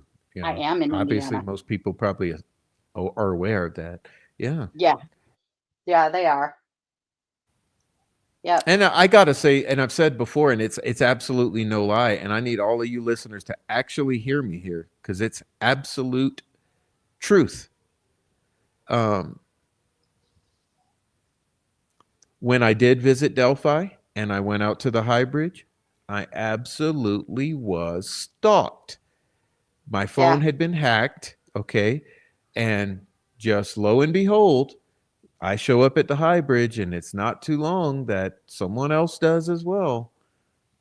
And it's the same person, I believe, who had hacked my phone. So there's a reason to be Probably. fearful. You know, it's not, we're not, this is not make believe. You know, we're dealing with hardened criminals. Listen, I'm a fire off a list of people that would not protect me, but I was in a restaurant with Bella Lugosi's bedtime stories and Lana I know and her. I Julie know her. Melvin, I know her. Nancy, I know her. Yeah. and then there were a couple of other people that I just can't remember at this Well, guess point. what, sweetie? I heard the whole story from two other people who were there with you about you Exactly. being about the truck that was circling. Oh Yeah. my God. It was like craziness. Lana and Bella had gone down there to check out the restaurant first because we knew we probably had no business going out and eating a restaurant during deliberations. And when they got there, they sent us a picture and said, "See, the restaurant's empty." So we figured, okay, we'll go down there and eat. We were all hungry anyway. The restaurant is beautiful. Delphi's got some really nice places to visit. And while we were there having dinner, they all go out the front door with Erica, and they're smoking. Right? You can't smoke inside in Indiana. So they're smoking, and they start noticing this truck going by. So when they come in, it was kind of like a, oh shit, run inside. Hey, there's a truck following the building. About that time, I looked up and I see this truck go by. And then we're like, okay, let's get the bill. Let's pay for the bill. And that truck goes by again. It went just in the time where we were paying our bill. It probably went by 3 or 4 times. So they were very clearly circling this block. Mhm. So we decided, okay, how's the best way to get out of here? Um, Erica and I and a third armed person, we went out the back of the restaurant through the kitchen, and the rest of them went out the front. And we got a couple blocks before there was that truck behind us. I have no idea how they knew what car we were in. I don't know. So that happens, and they followed us for a few miles. We ended up turning around when we realized we weren't going to shake them. And where were all the cops in Delphi? At the courthouse, because there were people, drinking and whatnot on the sidewalks and having their overnight camping sessions. So we were like, I know what we'll do. Go to the courthouse.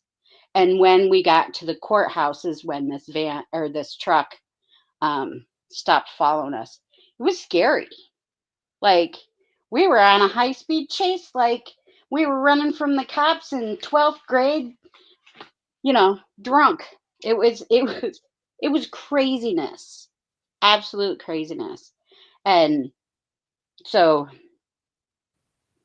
Yeah, and I've then had, you're not the you guys are not the only one with the story because there are two other stories. One is with the car following one of the people you've referenced, and then another yeah, is with a Jeep following some people. And so yep, there were, and then we know, like you mentioned, at trial, there was a guy on a bike. And so, yep, and as I mentioned, with my trip, there was a guy, in a vehicle, hmm and all that's documented, submitted to law enforcement. But of course, it went to Doug Carter, who, what is he going to do? He didn't do shit. He probably put it in the trash bin. hmm So no, it's very clear. There's this thing going, and we have been. Uh, I can't go too much further with that. Never mind. I mean, yeah, I know what you mean. we are very well aware that there is a criminal network that is at play here, and of course, they would have an incentive to intimidate and also keep an eye on people who are strangers that might be troublemakers coming into town. And Correct. so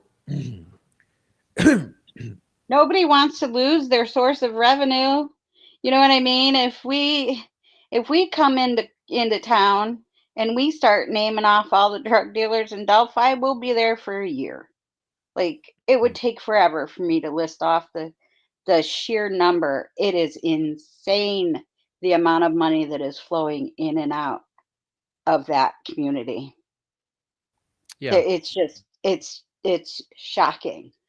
But I have no interest in a low level drug dealer. It's me not either. what we're after. Me I either. think it's because it's just it takes so much time and so much work that it would be smarter to go for their boss's boss instead. You know what I mean? So,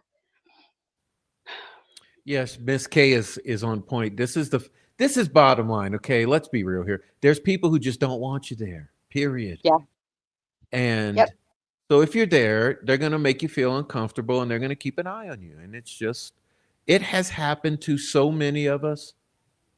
mhm, And there's evidence. Like, this is the thing. We might be talking it now because me and Christine are just chit chatting.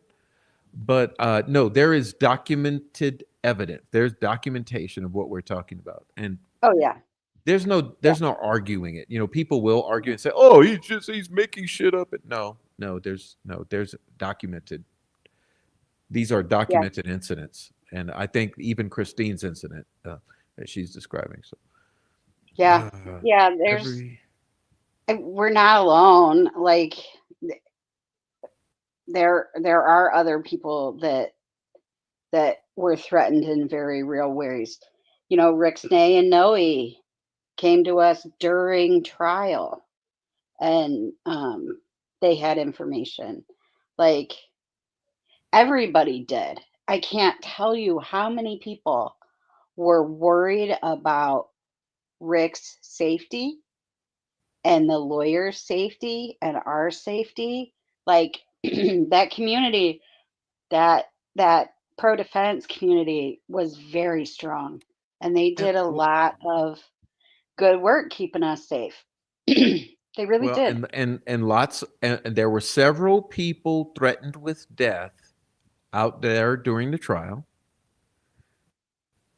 Yep, fact. And but that, like you say, the defense contingent was they outnumbered. They strongly outnumbered the troublemakers. So yeah. Correct. Correct. They did. Hey, there's say what? Say what? Tell me why I haven't seen you the entire stream and everyone's been mentioning you, and suddenly I see this.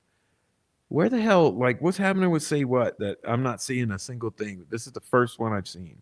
I've seen your name mentioned for 2 hours now. All right. And J Ray is here. Welcome, J Ray. I just want to Hey, welcome Jerry. everyone who's coming on in. So come on in, and hate watchers, come on into the chat. Just be nice. Don't make a troll account to come in. Come in under your own account, and you're welcome to join Christine and I. I'm honored and glad that she joined us, and you're welcome to join us. And if you ask a question, I might answer it. Oh So yeah, that's ask questions in the probably chat. I don't want to question Christine because I question her relentlessly. right. But you guys Yeah, can. How about let's give you guys an opportunity to ask Miss Christine any particular question you might want to. because I'll answer you if I can. um, yeah, so it's Sunday. I mean, I do Sunday shows once in a blue moon, honestly. So it's kind of weird it's kind of only usual that I'm doing one, but I'm happy to be here on a Sunday.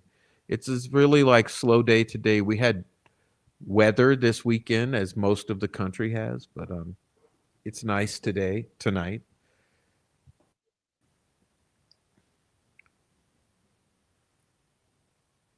Yeah, And I'll it say was it was what's nice here today too. It was a little cool, which is surprising because we had a 95-degree day and then we had an 85-degree day. And then today it was like in the low 70s. So it felt cool. It's pleasant though. This is what I like. This is my favorite weather. But that dust storm has us all, my goodness, it's going to take me forever to get rid of all the dust in here. oh Lord. We don't usually have those at Hey, you all. ever been to Tennessee, Miss Christine? I have. I have. My brother lives there. I love Tennessee. I've traveled through Tennessee many times, and it's funny because most of the country I don't really care about much. But Right? every time I go through Tennessee, I do enjoy it. I think it's a lovely state. Um, it's a place I wouldn't mind visiting repeatedly. You know, I also like. Yeah. I'm not gonna lie. I like North Carolina as well. From Tennessee, North Carolina, there's kind of some nice destinations, and all the the thing about the East Coast is kind of nice too. Is that like South Carolina and North Carolina have some nice coastal towns with beaches too. Those are nice. Um, I'm not a fan of California, honestly. I've never been to Um, California. I have not gone that far yet. let me think. What else is? I don't know. If any place in Texas I like, it's Fort Worth. I've been to Fort Worth, and I've been all throughout Texas, but Fort Worth is probably the my favorite city in Texas. Um, Bloomington got hit by Houston a is tornado? is too prone to floods, so I'm not a big fan of Yeah. Houston. But if Houston was not flood prone, I would probably like Houston too. But it's like Chicago. It's so expansive, it's almost intolerable. But yeah, I'm shouting out all the places I like in the U.S. Mhm. Yeah, I like Washington. Like everybody should probably visit there once before they die. Um I've never been to California, never been to Texas. I mean, Florida. Texas is just so freaking huge. You can't even imagine. It is Yeah. just no, Was but a huge California is actually beautiful. It is actually beautiful.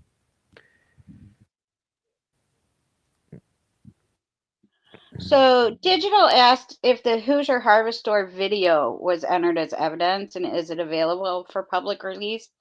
I have never seen it. So I would assume that they probably got the full video, but I can't confirm that or not. I have only seen photos that were taken out of the Harvest Store video. So that I don't know. Wisconsin's a shithole. I can't, Dino. That's come on, man. I've been to Wisconsin. It's not a shithole. Oh No, my it's god. nice up there. And there's no snakes. So I'm always a fan of places without snakes because they scare me. Hey, I've been to Madison, and I let me tell you, if Madison wasn't Madison, Mhm. if Madison was like more like, I don't know, North Chicago, Right? it's I mean, Madison has the potential to be pretty fucking nice. Let me tell you, it just needs a little maturity. Yeah. Well, Yeah. it's Oh young my because god. that's where the university is at. I like university. This is what I'm saying. Like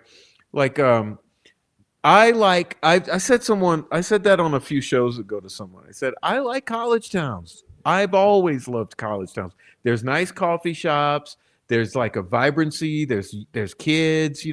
Like college towns are nice. North Chicago Mhm. has a few colleges. I'm forgetting the name of the places, but North Chicago, Madison. Yeah. I mean, but I'm sure there's. I mean, dude, Michigan. I mean, I've also, I mean, think Detroit has become, thanks to the loss of all the automotive manufacturing. I mean, yeah, I mean, Detroit has become just like, you want to talk about a shithole? It's Right? really a shame. But a lot of those manufacturing towns have. I mean, it's been a difficult go in this past 50 years for this country. So bad. So I am um I am in Indiana. I'm about an hour from Chicago and about half an hour from, well, 20 minutes maybe from Michigan, right? So I'm up in that northwest area.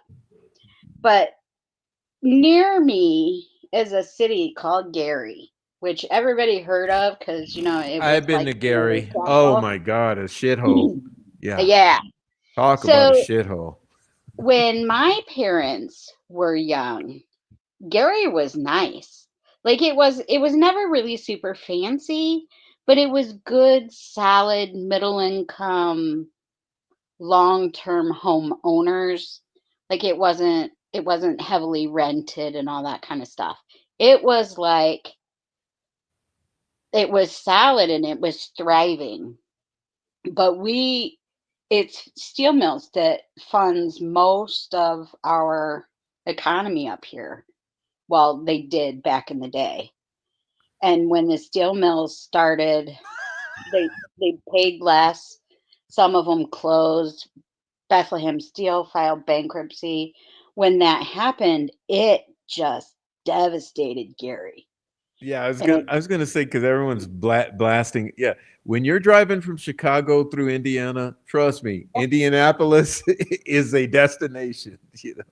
yeah, Gary's a poor Gary is, Gary. I mean, it could really yeah, rebound. I mean, it would have to take such. I think it would require a huge federal like beautification, yes, reinvigoration, whatever you call yes. it, stimulus. I don't know. You'd have to flatten all of those factories and all of that industrial sector, beautify So, it, build homes, right, parks. You could make Gary like, because Gary is at a pivotal location between Chicago and Indy, but it you'd is, have to revitalize it. I mean, it's right. in the drag. It's in the dumps right now. Yeah, oh yeah, it's terrible. It's terrible. It's not safe. Um, you know, they a couple years ago, they decided that they did not have enough people that were paying property taxes to continue to maintain the entire city. So they basically kind of drew it in half and were like, we're going to police this part, we're going to, provide services for this part, and the rest is just going to die. It was mostly dead anyway. Like the houses were, you could go blocks before you could find a house that was occupied. So, I mean, that was their way of keeping at least part of Gary thriving. But I mean, they're not thriving, they're kind of just surviving. It's Hey, unfortunate what's hey, happened sweet dude, there. Shibby, what's his name? I can't remember the guy's name now. Going back to Cali, what's his name? Come on, he's one of the greatest. Come on, one of the greatest. Come on. Oh, I'm showing my age now. That I'm having lapses of memory here. Yeah, LL Cool J. There you go. LL Cool J. Going back to Cali. Yep. Yeah. One of the greatest, LL Cool J, and also just a fucking straight up man too. Like if you followed LL Cool J throughout his life, he's been a stand up. You know, Oh yeah. look here. Oldmort Newmort says, "Do you know, Christine, if animal hair was found any place besides the girl's shoes?" Thank you in advance. Now there's So a question. yeah, and it's one I'm going to try to answer. Actually, there were animal hairs on. I believe that there were animal hairs on their body as well. And I have heard this 40 hairs number tossed around. I wasn't in court the day that they explained what all of those 40 hairs are, but I know some of them to be animal. When they did the search warrant at Ron Logan's, they took hairs from every one of his animals with the exception of the cats and the rabbits. But the other animals they took hair samples from to Weird. I think they had planned on maybe doing some DNA or some visual testing.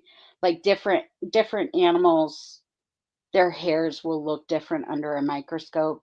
And then you can also get um, color striping and whatnot and try to do that.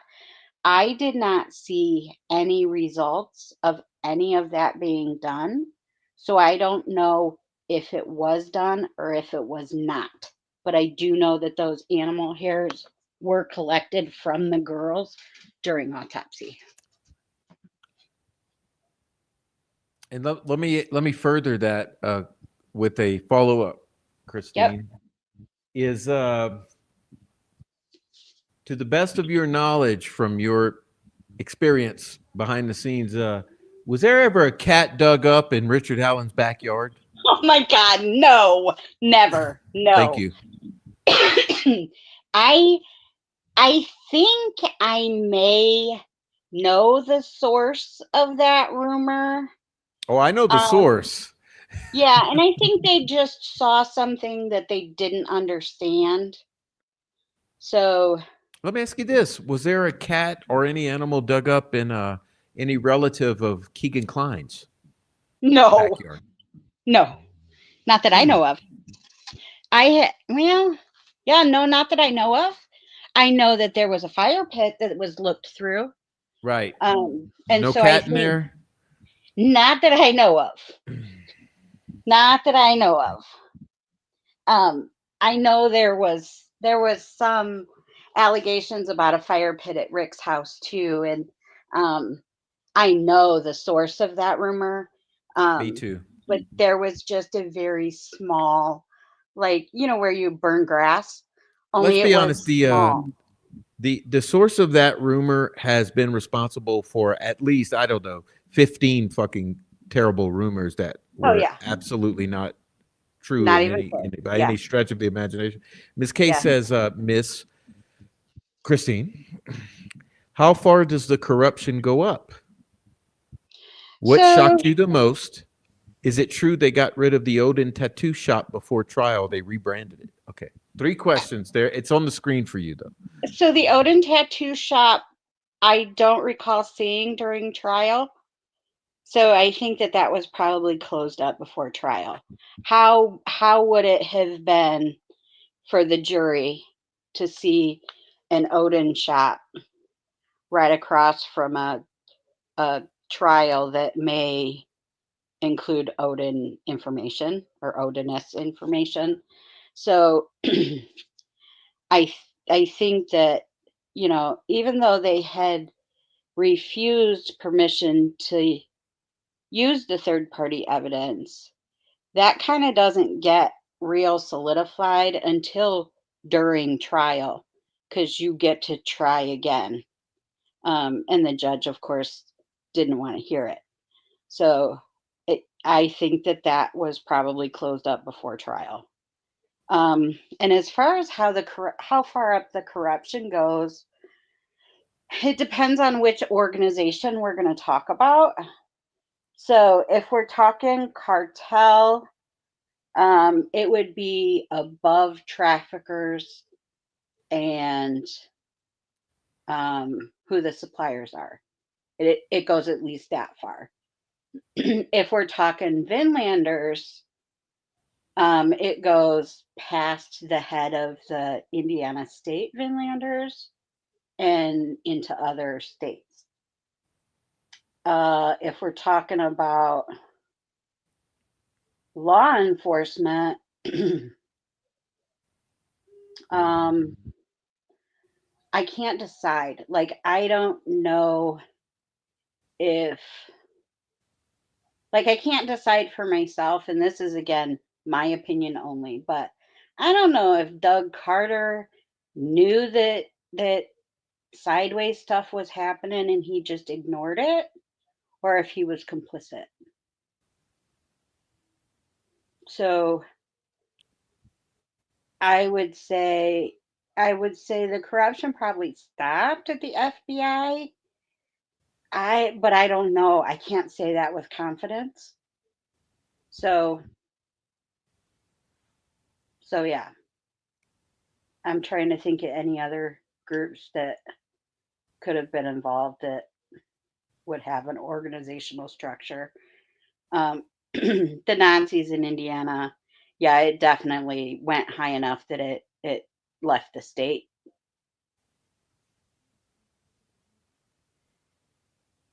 Well, I want her to clarify about. I'm watching the. What shocked you the most regarding what, Miss K? What shocked her? What shocked Silence the most regarding what?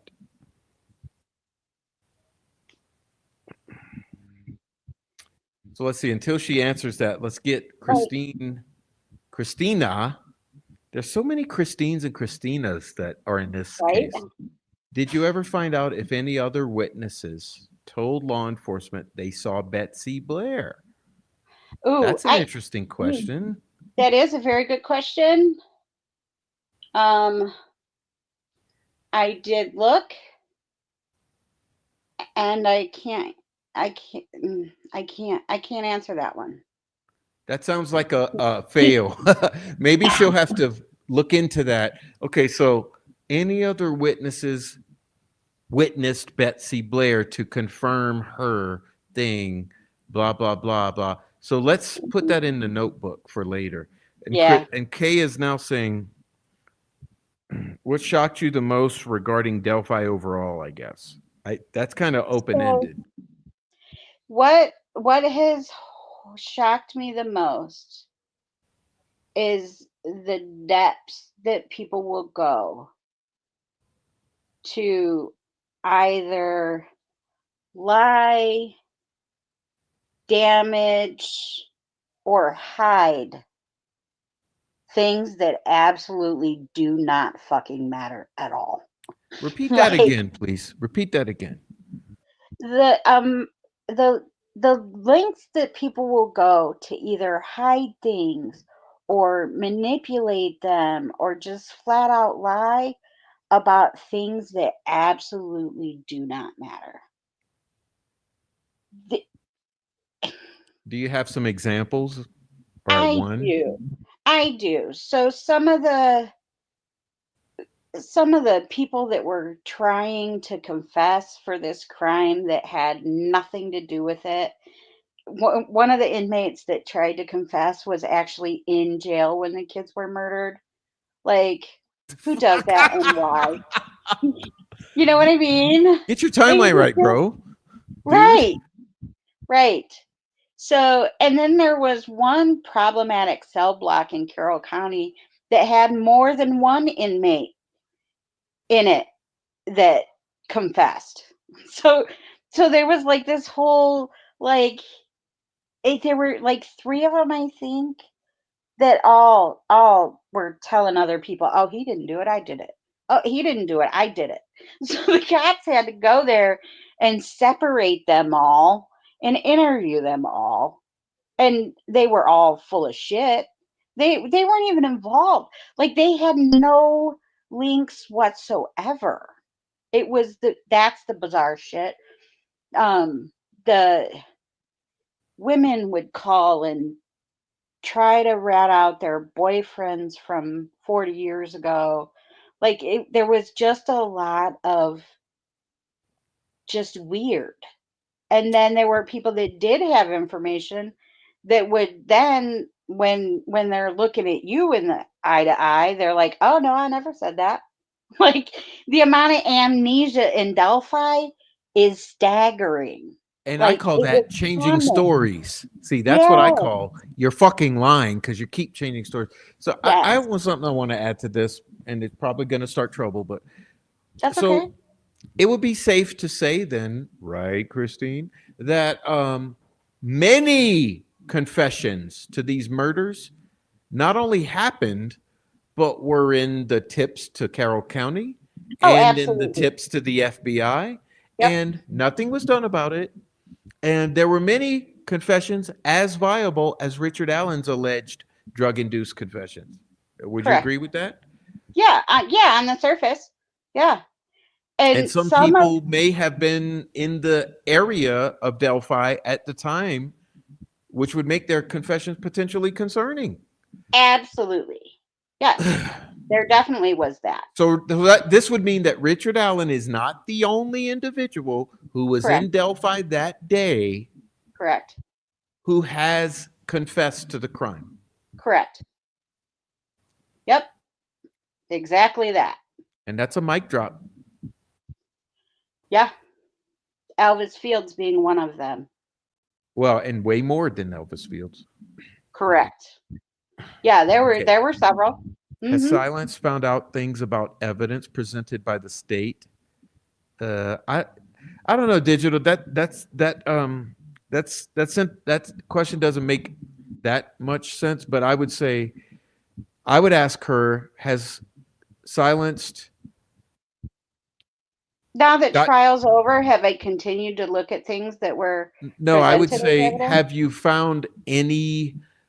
Uh, have you found any facts that you can use to debunk evidence presented by the state that will not compromise future potential legal proceedings? Mm, so the mirror mentioned that there were 31 confessions or whatever that included information um, that only the killer would know. I now know that's a flat lie. There were there were not that many. There were, and they were Rick was recorded 24 hours a day, except for when he was with Walla. So Walla could have written anything that she wanted. Prison guards could have written Let anything let's that they stop wanted. that. Let's stop right there because Hmm. that's something we've never really discussed clearly here. Oh yeah, So you're saying that are you saying that to your understand to the best of your understanding every interaction with Walla was not recorded by camera pretty correct. much? Because The this was ones that like happened in removed the somewhere cage. else where Yeah, uh, uh, there's patient confidentiality or something. it's a cage. So they would put Rick's leash on, and they would walk him to the cage. I know it sounds bizarre, but I swear to God, that was mentioned in trial. Y'all can go find it yourselves. They would put him in handcuffs and shackles and put a leash on him and walk him to this little cage. And in the cage that Rick would be locked in, they said that there was just room for him in a chair. Like this was not like a place where he could get up and move around. This was a couple feet by a couple Like a feet. little closet. Yeah. A little yeah, exactly. So they turned the And camera off when he was with Walla. consulting with her or whatever. Correct. Correct. Oh, but they would keep a they have him on camcorder. They had a camcorder that they would use when they took him to the showers or to medical. When he was being moved around the prison, they would whip out the camcorder and follow him around. Mhm. They were that hell bent on getting every moment of his incarceration on film, but they never filmed Dr. Walla when she was with him, not when he was in that cage. Um, So there was that. And Dr. Walla, she took notes during her sessions with Rick. And so then she would take those notes back to her office, type the notes into the computer, and then destroy her notes. delete or shred the notes. Yeah. Shred. Yep. Yep. So they have her computerized records, but we all know that her computerized records sound like she's telling a story. And That's see, Christine, this is something that the other side never seems to acknowledge with rationality and logic that yeah, that regarding these confessions, when you do this nexus between the psychotic mental state and the medications that he was being flooded with, like imagine his correct, body's being flooded with these chemicals. He's being possibly intimidated by everyone around him. correct, And then there's zero documentation to prove any of these claims.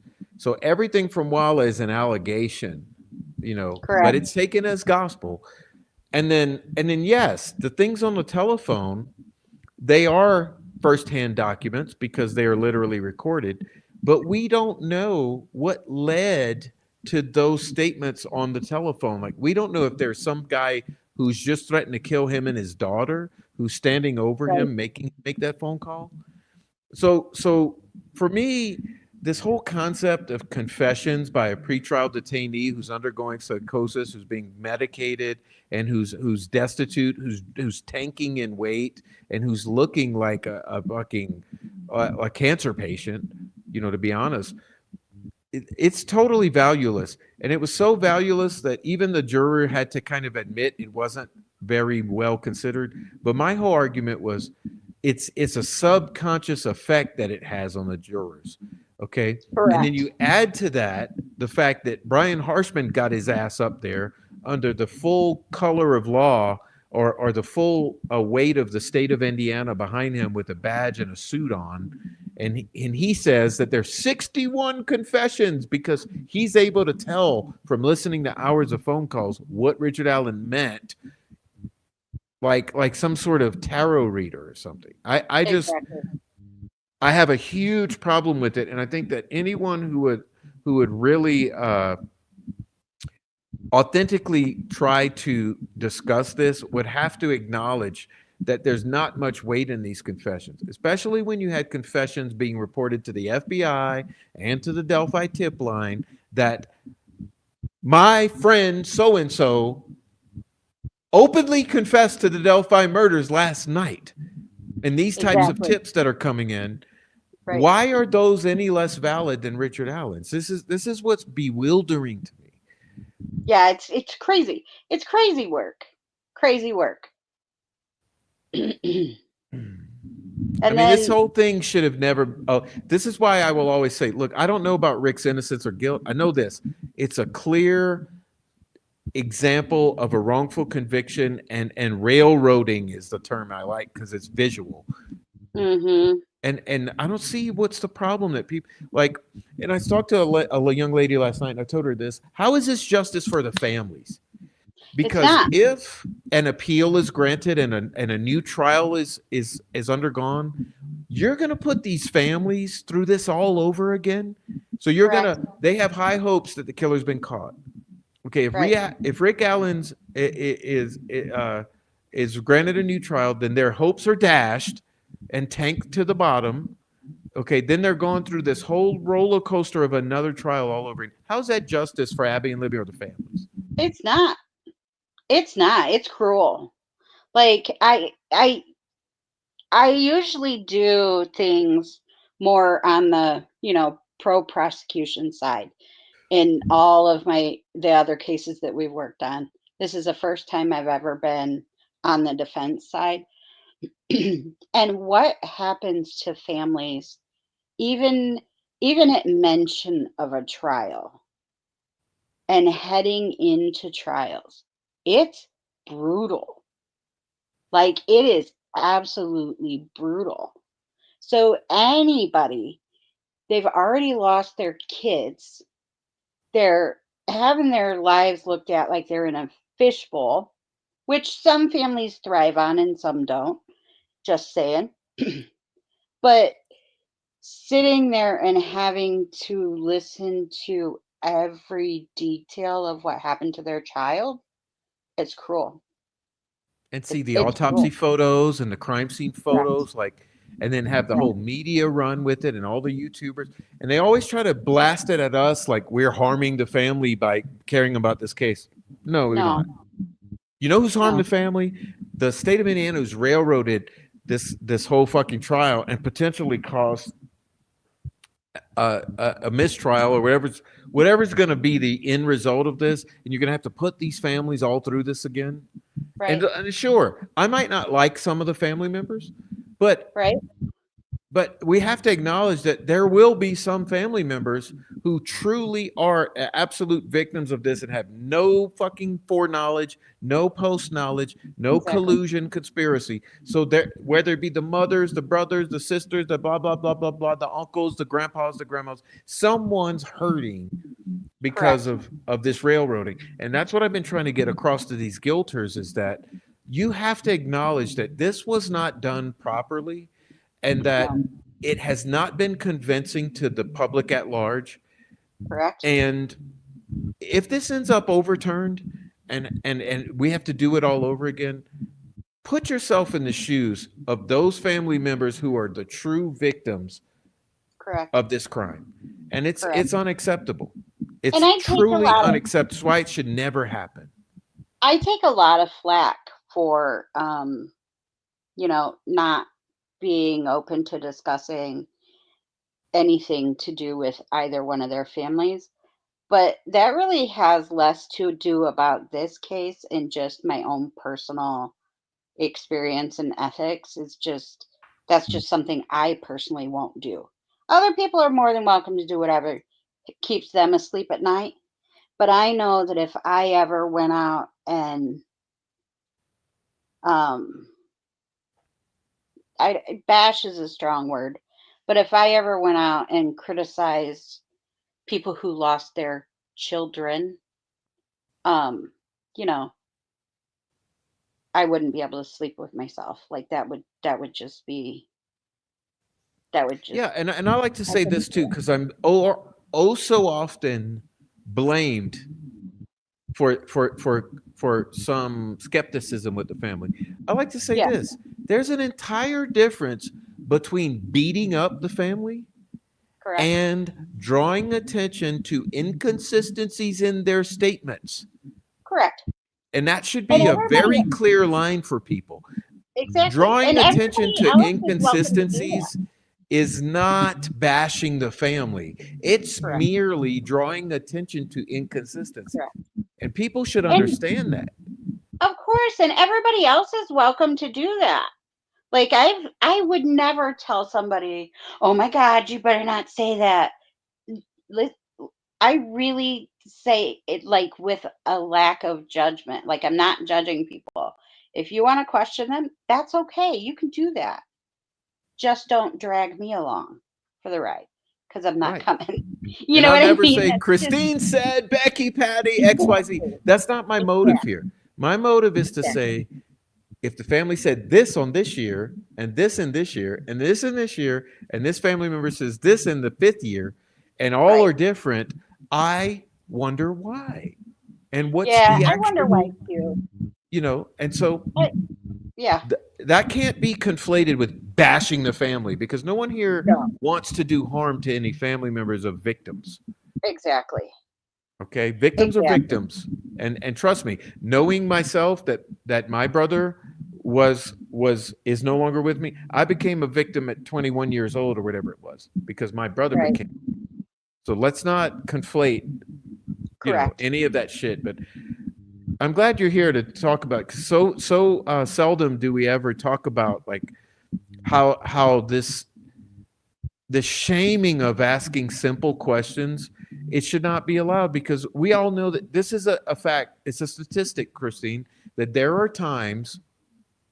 when there are times when family members are involved in the deaths of their family members. There are times when family members have foreknowledge of potential harm coming to family. There are times when family members have knowledge after the fact of harm that was done to their family. So It's not only that. It's not like, oh, there are just times when. No, no. With the statistics with tender age children, which is 14 and under, some states it's 13 and under. Either way, these girls count. But the statistics with tender age children, you look at the family first, period. Um, and and law that's just enforcement never standard did any protocol. favors to this family of Abby and Libby, because law enforcement never cleared the families ever. Yeah, they did some weird stuff. I mean, they did talk to him. I saw plenty of interview notes and um they I didn't have actual transcripts because they got deleted. Not the transcripts, the videos. But so there was questioning back and forth and some of that, but I didn't see I didn't see a lot of hard work put into that. But whether that's just because this is Indiana, it's a small town, nobody wants to appear like you're beating up the family of murdered children. Like there's always a little bit of pussyfooting around with that, just because it's career suicide to come out and attack It is. um, It's career the family. suicide, and that's. But see, that's the thing that I'm just saying. I'm trying to say, Christine, that this narrative control that's been exercised over this case, it's really been counterproductive towards Correct. the ends of receiving justice for Abby and Libby, because there was such a strong uh, effort to silence those who were merely asking questions about the inconsistencies of the family statements and things, that Yeah. it turned into terrorism. Like they literally have terrified people off the case for simply asking Correct. questions. And Correct. I've always thought, if the inconsistencies can answer questions, and if the family will be more transparent and answer questions, and if there are things that, and if law enforcement would have ever done the favor of, there's so many elements or ingredients to this mix, that I think this case could have been so far ahead had it not been for the stranglehold on the narrative on the internet. And we're still seeing it to this day. This is the point of the show where I'm saying there's obsession, and how many more live streams about me, because I'm asking simple questions of Right. community members. Why Yeah. why the need for such a stranglehold on the narrative? I I don't know. I don't know why I don't know why it was so aggressive. I I kind of get this sense that maybe in the last, 10, 15 years there's been more high profile homicides, and I think that everybody sees what, like, the Ramseys went through absolute hell. Like there's a lot of stories like that. So I think that maybe the effort was to just cut all of that conflict off at the pass, which was a cute try. Like they tried and that was great. They get an A for effort, but what they accidentally did was make all of the law enforcement involved, they look sus, man. They tried so hard to shut everything down that it backfired.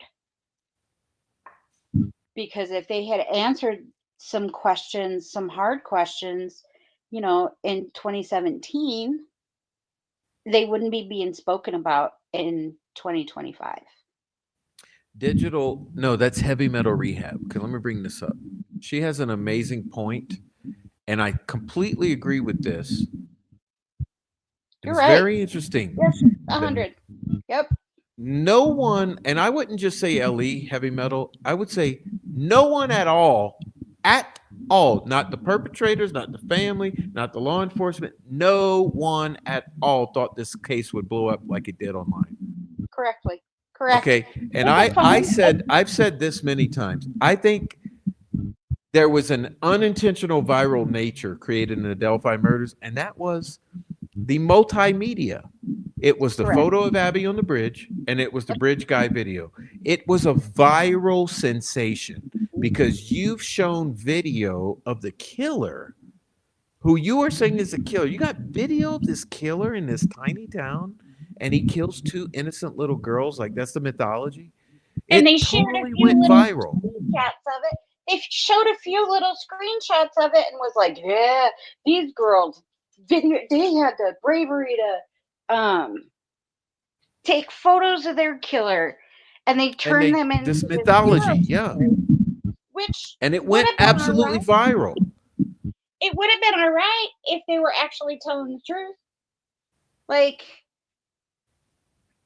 they get an A for effort there. Digital says this again, hitting it out the park. This I've said this before. The Delphi families and people who care about it should be absolutely over what a fucking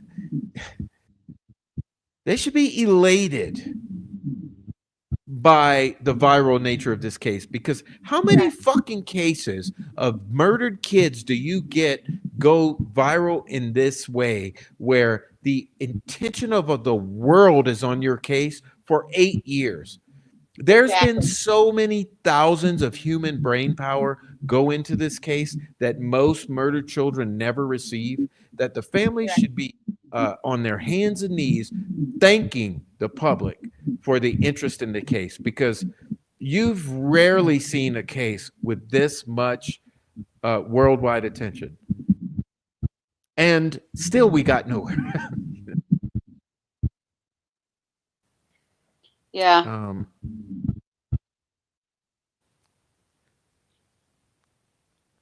Anyway, Christine, I feel like I'm pushing hard now because I'm getting emotional. With the comments are getting really important now, and I get every time that every time the comments get juicy, I get too excited. Yeah, Moon you Turtle know. says it's exceedingly rare to have two victims at once, especially children. Yeah, it's a good point. It's very rare. It's very rare. But Rare. I want to say this, like you guys, I over and over again, I always want Miss Silenced to reiterate that she never goes after defending child killers. Okay. Never. Her whole history has been finding bad guys. Yeah.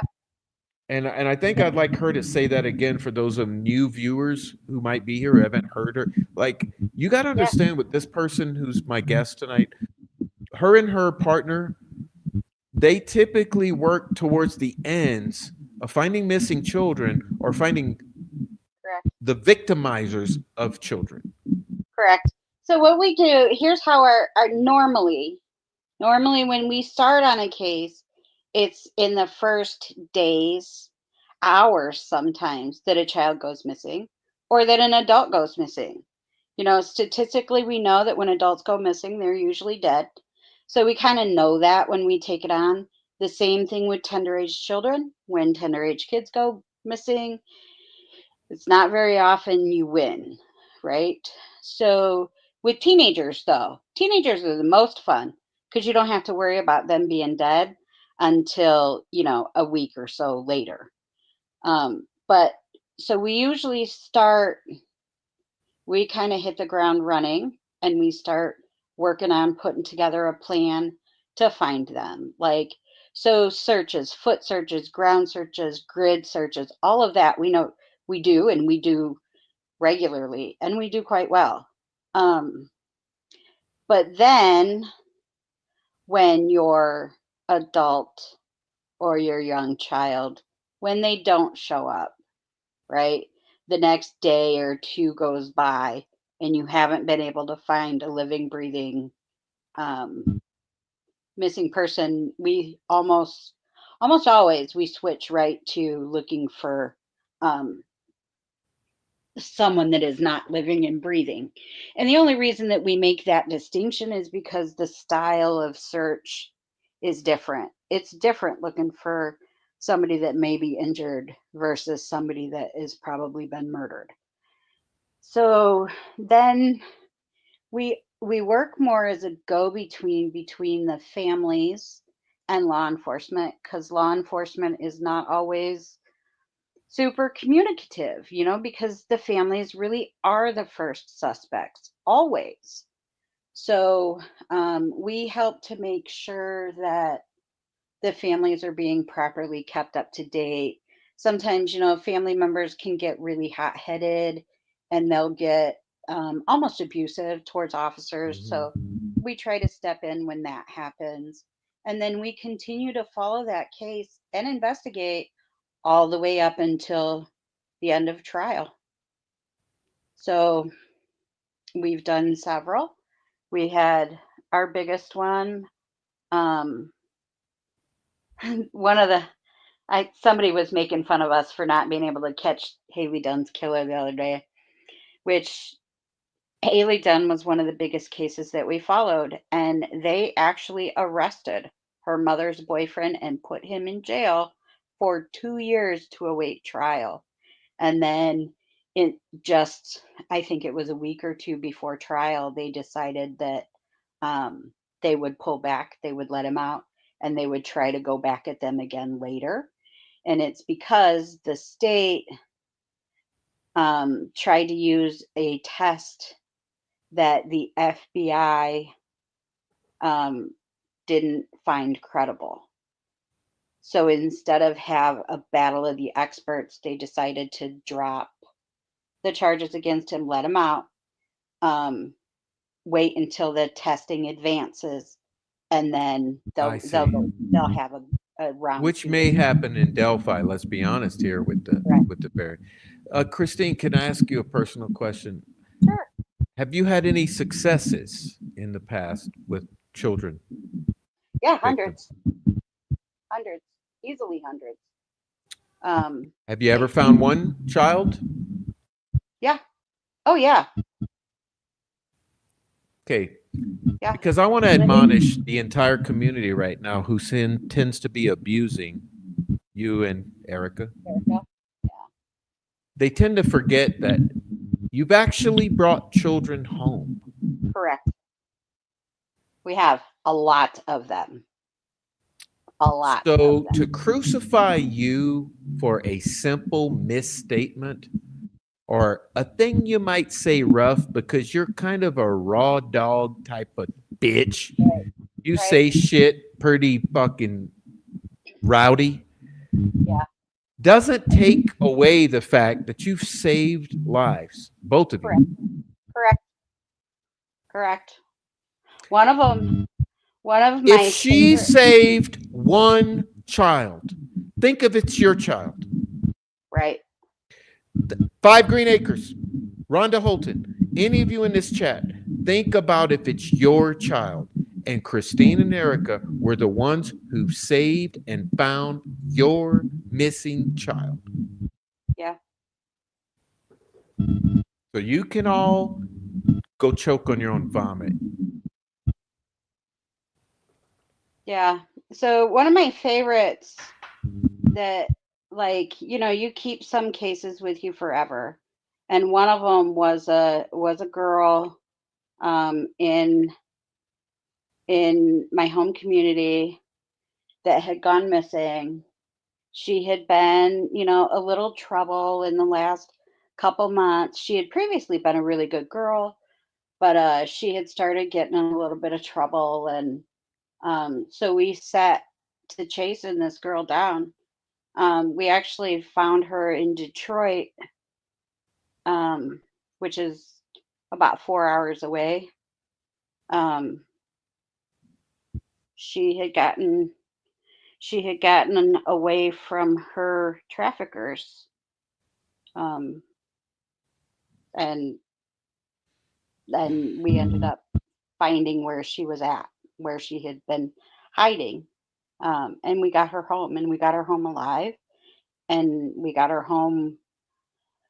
She wasn't pregnant. She didn't have any life altering STDs. Like, we got really, really, really lucky with her. So you Um, saved a life yeah, potentially. we did. But that doesn't matter because you talk about Delphi, so you're the scum of the earth. Right. There was a set of two boys that also disappeared from our hometown. One of them came from a really, really nice background. One of them came from a really rough family life. And it ended up being, in hindsight, you get the story. The the kid that had the rough family, he had been abused, and that was his last straw. And his friend went with him, and they ran away together because the friend didn't want him to be on his own alone, right? So they're from Indiana. They were located in, I believe it was Salt Lake City, Utah. And then Erica at the time was living in Texas. So we find these kids, and called law enforcement, had law enforcement corral them and hold them there in Utah. And then Erica came up from Texas and went to Utah, got custody of the boys transferred to her for the remainder of the trip, and we brought them back up here from back here to Indiana, where they disappeared from. Now, the one kid from the solid family background, he was returned home. The kid that was from the sketchy life, we kind of knew early on that something was not right at home. And so when we got him face to face, we took him to a restaurant, we sat down, had some coffee, and we were like, okay, you got to spill it, because we can't help you if you don't tell us what's happening. And he told us enough that we ended up returning him to the custody of the police department rather than home. And he never went home again, Oh, I because see. I see. they I put him see. in protective Also custody. saving a child. Hmm. So he's in between a rock and a hard place. You know. Correct. And Correct. So I'm it's been a sorry, Christina. I process. get like I'm literally getting emotional right now because I get really fucking angry beyond, Yeah, because people tend to be abusive and they don't realize. correct. Like, and it's really hurtful and insulting to everyone involved. And to think that there are parents and children, then this is real life. This is not like entertainment or internet fucking bullshit. And we're Right. just going to make people non persons because we're mad at them this week. This Right. is real shit. And, I've done the same. I've had real effects on real people over the be treated like a piece of fucking toilet paper. Right. Yeah, and it always gets me that, you know, because every human has their own lived experience, right? I think sometimes the reason that Erica or I are disliked by certain people is because they don't like the tone. Listen, Because they're are tone police. when you are dragging women out of trap houses and getting kids back from trafficking situations, you don't always have the time and the luxury to be polite.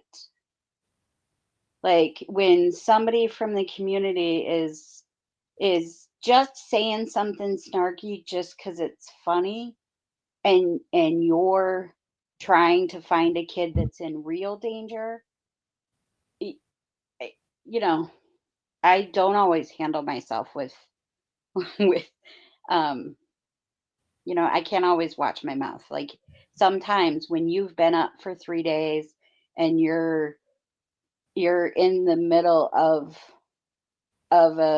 a high speed, speed is of the essence when teenagers are missing, because within the first 48 hours, the statistics for them being exploited, it's very high. That number is very high. More than half, way more than half. So, even just a simple runaway is a crisis situation because Yeah, and you there's know some people eventually, here that's never been through anything traumatic. You've never been in a life or death situation. You never lost anyone due to crazy shit. So like, right, what the fuck are you guys doing tone policing? Look, when Hurricane Katrina hit New Orleans, I lost every single one of my neighbors. And I survived because I left. You go through something like that and you come out worried about the way that you fucking talk. right. Yeah, I mean, yeah. Yeah, that's why I often say that I am never going to tell a victim what tone they should take. It's just not anything I'm ever going to do, because when you have lost things, you get to be upset. You get to be mad. You get to hurt and you get to scream at the sky and all of the things. You can do all of the things. Like, there's not a real good reason for tone policing people that have been victimized in any capacity.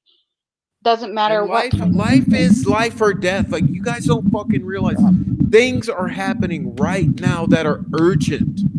Correct. So you're lying bullshit and covering each other's bullshit and trolling bullshit and dehumanizing people and smear campaigns. None of that shit fucking matters. Yeah. Sorry. Like I said, No, I no, get it is what it totally is. triggered because it's completely inappropriate when things matter. Mhm. Correct. Correct. So, I do say things off the cuff. And when I'm on a live like tonight, I had no idea what I was going to be talking about. So, my recall is not always, like, I'm not always going to get things pinpointed. I can't, your brain can only hold so much information. And so you get what you get with me. Like, if I don't know, I'm going to tell you I don't know. Like, I'm just kind of that kind of person. But if I was sitting down in a TV interview or something, you have time to look back at notes and look in your records and your files, and then you can rattle off dates and full names and Yeah, names that's of not what we're children and all of that. doing. Yeah, Yeah, we can't, no. you can't do I that mean, I when, come on here. This is like an open book into my living room. I come on here to talk unprepared and openly. I don't give a fuck about what you guys clip off my channel or what you like or don't like about what I'm saying. If you don't like it, go somewhere else. I'm not yeah. going anywhere. That's always my take on it, is like, okay, I could just not say anything at all. Like like if you don't like the delivery, that's fine. I could just not say anything, and then we'll see. We'll see how long the conversation still keeps going.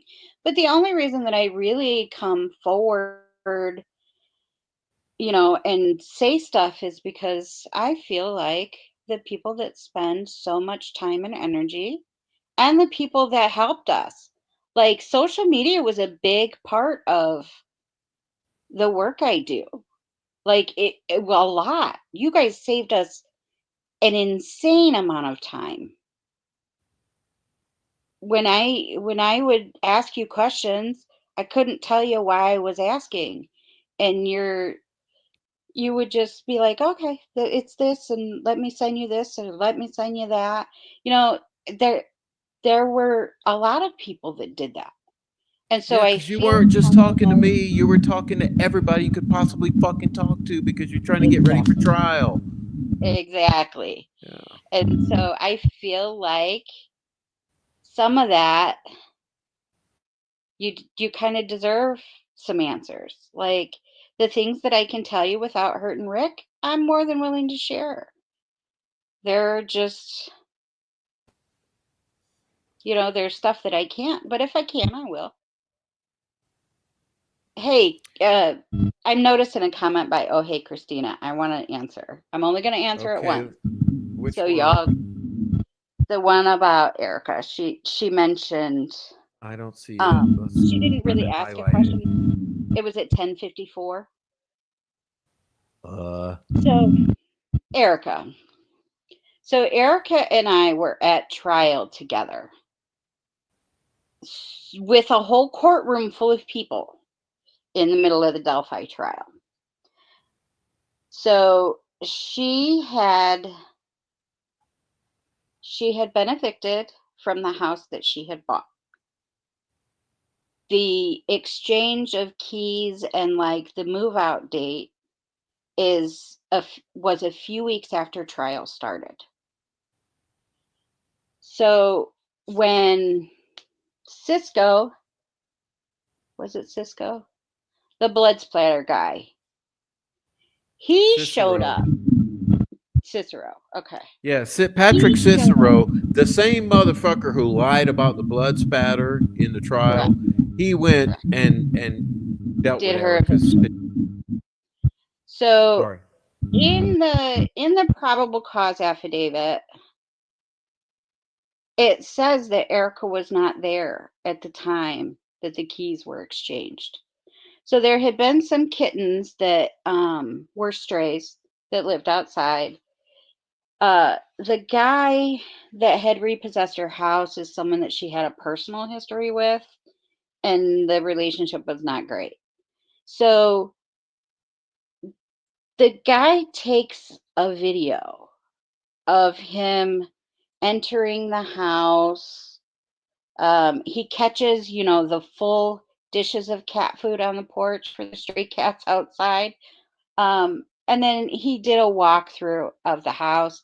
He showed the bathroom, the upstairs, whatever. So then this guy decides that he's going to go to the police department and file or rat on Erica for animal abuse. He wants Erica charged with animal abuse.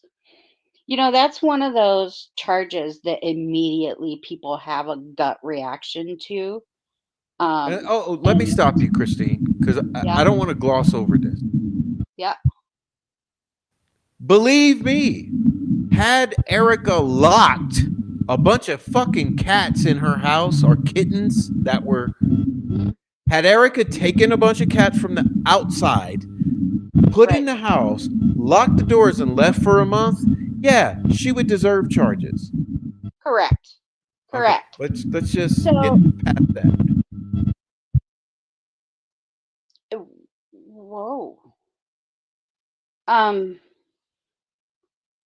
was that really 5 green acres? Oh Or yeah, was that don't worry about someone's throwing a okay? tantrum. It's irrelevant. Okay. But Okay. Sorry, it distracted me for just a second. So, I sorry. anyway, I also know that I shouldn't have fucking. I'm just upset, and all of this is so upsetting. Let me it's let you tell fine. your version. No, it's okay. So, the guy, when he takes this video of the house, he shows and says that, yeah, there were kittens outside. I locked them in the house, but Erica didn't call me to get them back for 3 days. So this idiot that repossessed her house admitted that Erica wasn't there and Erica didn't lock those kittens in that house. He did. So Cicero had full access to Sorry, Erica's Christine. home. Who locked the cats in the house The guy that when they repossessed were in a situation? Okay. the guy that repossessed the house locked the cats in the house. And video film said that he was doing it on video, said that he had done it, shows him with the cat. Anyway, Erica had been in Delphi for 3 fucking weeks. So anything that happened in that house Erica had nothing to do with because she was in Delphi in trial. And law enforcement knew that. And she didn't lock the cats in her house, y'all. No, no, she did not. At least according to the video evidence. Exactly. The video clearly says this guy says that he did that. So now it's being used to like slander the shit out of her, but she couldn't have done it. She was in Delphi, guys. It's really easy to just go look at the charges. There's a date on them. And then go look at the calendar and see where we were at because we were there for the whole trial. That is why Erica said, I got to thank the murder sheet because they at least asked first. Because Yeah. Sorry, Christine. Pause. Sorry, yeah, because now I just got to do this, and I know yeah, it's not gonna be loved, and right. I'm sorry. I'm not trying to sabotage you but this No, you're sometimes just fine. things have to be done because it's Yep, the opportune moment, and this is yep. the opportune moment. So let me send this to the screen because I think people's heads are so fucking far up their ass. Uh, that I have to just make a huge fucking deal about it because people are not they're really not good faith in when they want to argue. And That when you're a professional, you give credit where credit's due. And just saying thank you for at least asking me before you do an article about it, that's well, not not only that, let me saying show this that's because not saying you this will deserve. probably make heads explode, okay? Okay, And I intend this at this moment cuz I'm not trying to be combative, but I'm right? trying to shut down these bullshit points that people are making that are not in good faith. And so I'm Yeah. going to do it right now because it's a good moment to do so. Let me see if I can I'm a little make sure I scared have. now. I don't know if he's gonna show. We'll all Yeah, well, find you'll out find out together. right now. You see that? Yep. Well, that's not it. I'm an idiot. I'm sorry. Jesus, man, I'll mess up a birthday party like it's nothing. Okay. Here we go. Here we go. This is it here. I'm coming. I'm sorry, guys. Did I just steal the thunder of this one? Let's see. Jesus, I mean, sometimes I just mess up royally. This is all on the fly. That's the problem here. But let me grab Right. this. Okay, I grabbed the wrong one. Apologize, I'm an idiot. And I'm sure all the trolls will agree with it. Okay, let's see. There we go. That's the right one. I can't read it. Will It you read it for me? says, this is from Michael Osbrook. It says, had the great opportunity to talk about the Delphi case, mostly from a habeas perspective with Murder Sheet Discretion Group Murder Sheet podcast in an episode that dropped Wednesday. Link below. Interesting. The responses have been, shall I say, an interesting education in the social media universe. Undeterred, though, I'm going back to record a session Wednesday with Murder Sheet about the habeas class at the Indiana University Maurer School of Law and the amazing work the students, and I do mean the students, do. Okay? This is Michael Osbrook praising the Murder Sheet. And he subsequently was a guest on the Murder Sheet podcast. Yeah. Okay, So sorry, Christine. I had to do it. it's not like the intention was to say that they've been great for Rick's case because that's not what was said. All that was said is, "Hey, thanks for reaching out." You know what I mean? Like I I don't know how that got misconstrued. So at this point, Jen Auger was going to represent her at some point, and that changed, and now she has a court-appointed attorney, and that's really all there is to it. Like it's weird how much people talk with like absolute certainty that they People know what talk is shit is happening. what they do. Yeah. Right? Hold on, But they Christine. There's an put audio it. problem. Please hold on. Okay. You've got some issue happening here. Okay. Let me back out. I'll come back.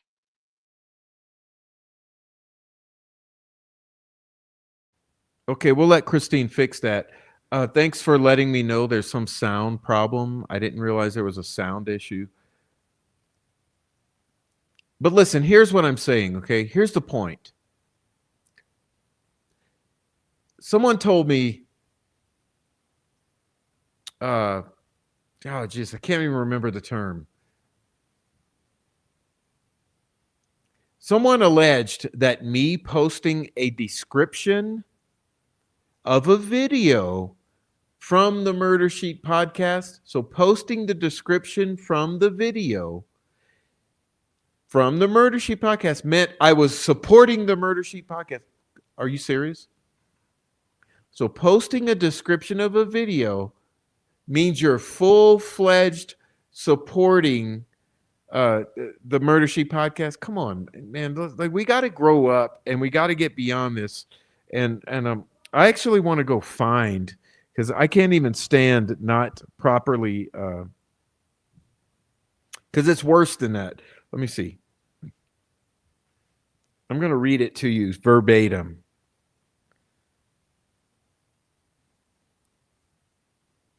Okay. Well, I'm not going to read it because I can't find it, but the basic the basic term was I was pledging support to the Murder Sheet podcast because I shared a description under a video. Do you understand what I'm getting at? That for some reason, the gaslight is that by sharing a description of a video, that suddenly means you're pledging your support, your full support to the Murder Sheet podcast. And like I said, if that's true, then what is this? What is this right here? Did Michael Osbrook pledge his full support to the Murder Sheet podcast by actually being a guest on the Murder Sheet podcast? Think before you speak.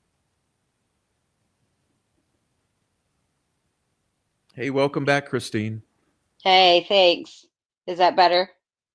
I think it is better, hopefully. Okay, good. Maybe the viewers will tell us, but yeah, no, I think I made my point. That gave me a good opportunity to make my point. Right? Yeah, So, Jesus. yeah, I mean, that situation just kind of was what it was, but, you Well, know, we don't want to throw stones. This is what I'm trying to say, Christine. We're not throwing stones. oh, not at all. It's just logic and Yeah, honesty and yeah, being reasonable. right.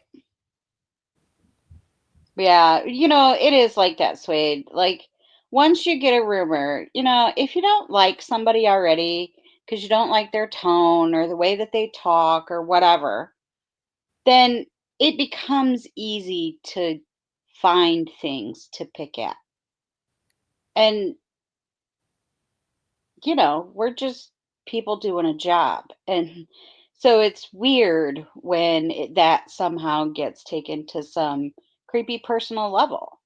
Like, it's creepy when it's done to you. Like, we're just people trying to live life and make it through the day. But when it's blatant falsehoods, I kind of have to speak up, and that's not me targeting anybody. I haven't pointed my frustration at anybody. I'm just saying this is my truth, and take it or leave it. And if you don't believe it, that's fine with me too. I don't really care.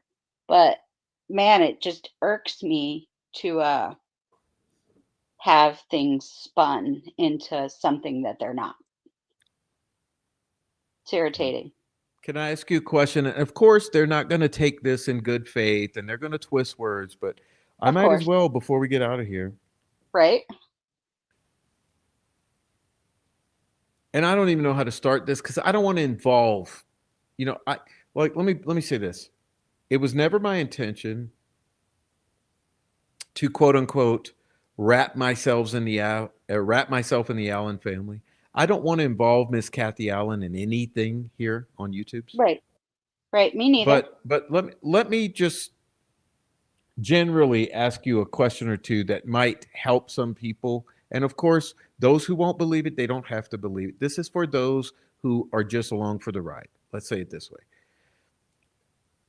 To the best of your knowledge, do you believe that Erica Morris or myself has misrepresented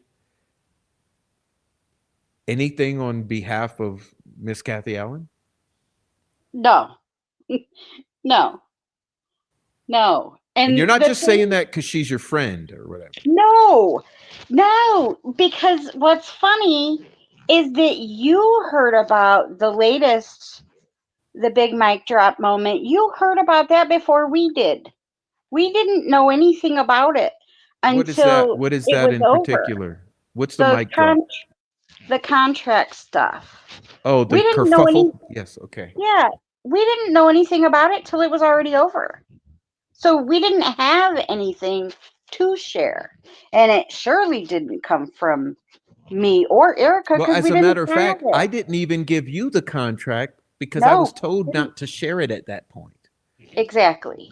No, And that's I what don't even give happened. you shit that I've uh, uh, uh, vowed another source I wouldn't share. No, of course not. Yeah. Because we're decent human beings and we I keep am a man of my things to word. Ask ourselves. Christine. That's right. That is true. That is true. So, I mean, it's just weird hearing it said and like all this certainty that it's known that what that what that paper trail looked like when I didn't find out about it till it was already over. I don't think you read it until I posted it, actually. Well, But correct. this is not even a point of discussion. I guess I was just looking back No. towards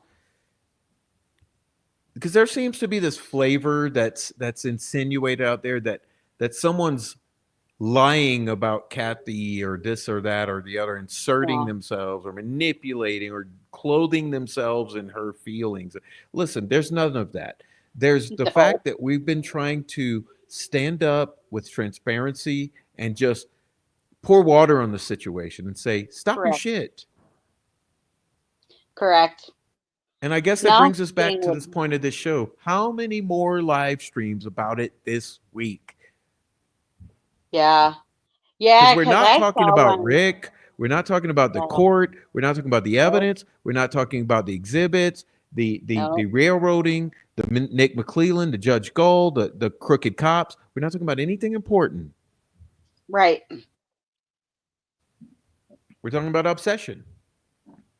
I saw one the other day that was just it was just wild because I was, you have to reflect on the things that people say and what public discourse is. But I watched that and thought, did I somehow give the impression that I had stuff I didn't have, or that I dislike people, or that I don't know if maybe I somehow gave that impression, but that was never my intention. I just there's a difference between attacking people and defending yourself. When falsities are being said about you, what am I supposed to do? Sit there and take it night after night after night after night and I never mean, try after the to. fifth day of the Twitter Yeah, post, I'm going to do a live stream and address a few of them. correct. Correct. After listening to hours of stuff that never happened, I I don't like to call people liars, but I still don't know what anybody thinks that I was lying about.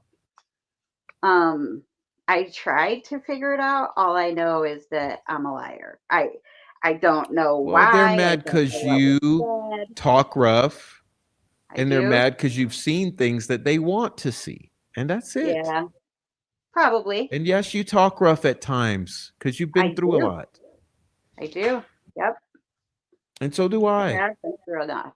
Yeah, I correct. openly admit that I'm not the nicest guy all the time. I admit that. I can't always smile and put on an act.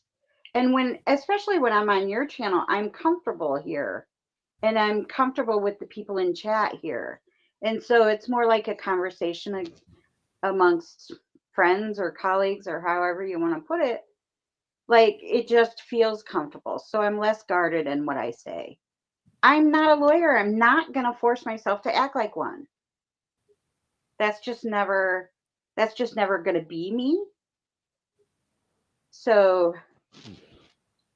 it always, people kind of give themselves away when they react that we're not super clean cut and you know like that, but we're PIs.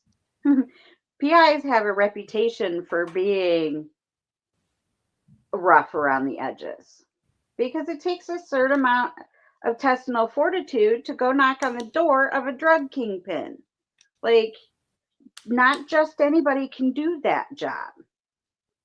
I wouldn't trust members of the general public to go into a trafficking situation and extract somebody. Like, that's not work that just anybody can do.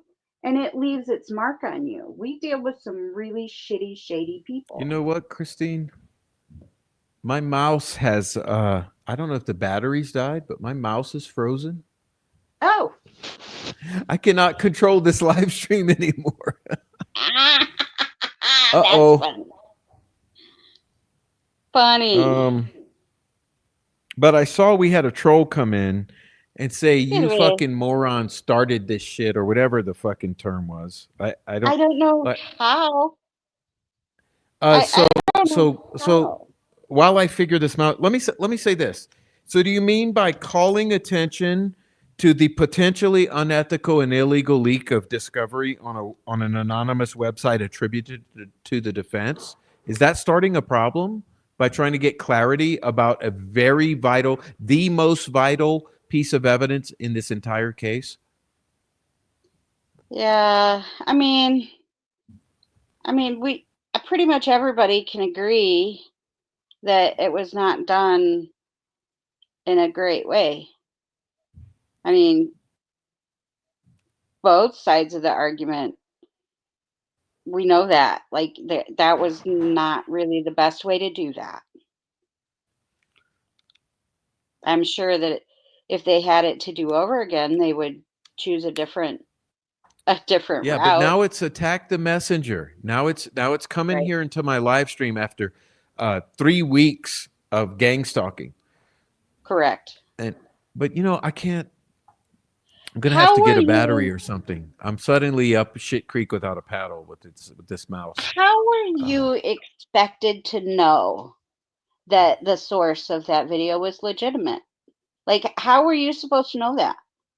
oh, and let's not forget that no one in court says that this is what they've seen. Okay. Correct. Let's also not forget that the very people who leaked this say that the defense denies it, that Andy Baldwin and Jennifer Auger openly deny it. And we're Correct. supposed to not ask any questions? Correct. Just a So moment. I there need a was, battery. yeah, go ahead. It's not public owned evidence, liar, if it's discovery. Let's be clear here. If it's discovery, it's not evidence. It doesn't have an evidence sticker on it. It's not released from the court. It's not an exhibit from the court. Check yourself. I'll be back. Okay. Aw, are you bored? Like, why come here and cause trouble? Nobody said your name all night. Like, there's really not a reason to do that. We can have a conversation without being nasty to each other, I think. So there is a difference between discovery and trial evidence. Prof is right. So anything that was shown in trial is trial evidence. And Let me stop her I get bullshit because she's coming in and gaslighting again. Listen, correct. no, I named everyone by name. And let me ask you this, young lady, since you're wrong. Um, did I accurately name everyone involved or did I lie and make it up completely out of my head? Answer that question. You can't answer the question because I was absolutely correct and I did not falsely accuse anyone. I accurately named every single person and they still to this day have not told the truth. So I'm going to delete you out of here, but just know that no one believes your bullshit because you're coming in with lies. I didn't, You're coming in with lies. and I certainly hope she's not talking about me attacking anybody because I haven't attacked anybody. I No haven't one's said attacked anybody's anybody. We name. told the I haven't truth. attacked anybody. Listen, mods, uh, ban this person. Uh, let me say this because my battery, I realized I got the wrong size battery. I need to go get another one. Um, we are saving the Allen family because we are speaking accurately because she says you guys are ruining the Allen family. Wow. The lies are amazing. But but what you forget to understand because you just want to argue Get her out of is here. is that we would have to believe you in order to believe that you saying that it was the copy that was at trial. We didn't know that. So I'm supposed to just believe a random woman on YouTube because she's m- can be mean and mouthy? Like there's no problem. There's no reason to be nasty. So I don't know how to help you because it sounds like you came here to look for an argument because I never said your name. I never said anybody's name. Oh, so I get yelled at and I get called a liar and I get all of those things because you don't like Prof. I didn't say anything about Angela, period.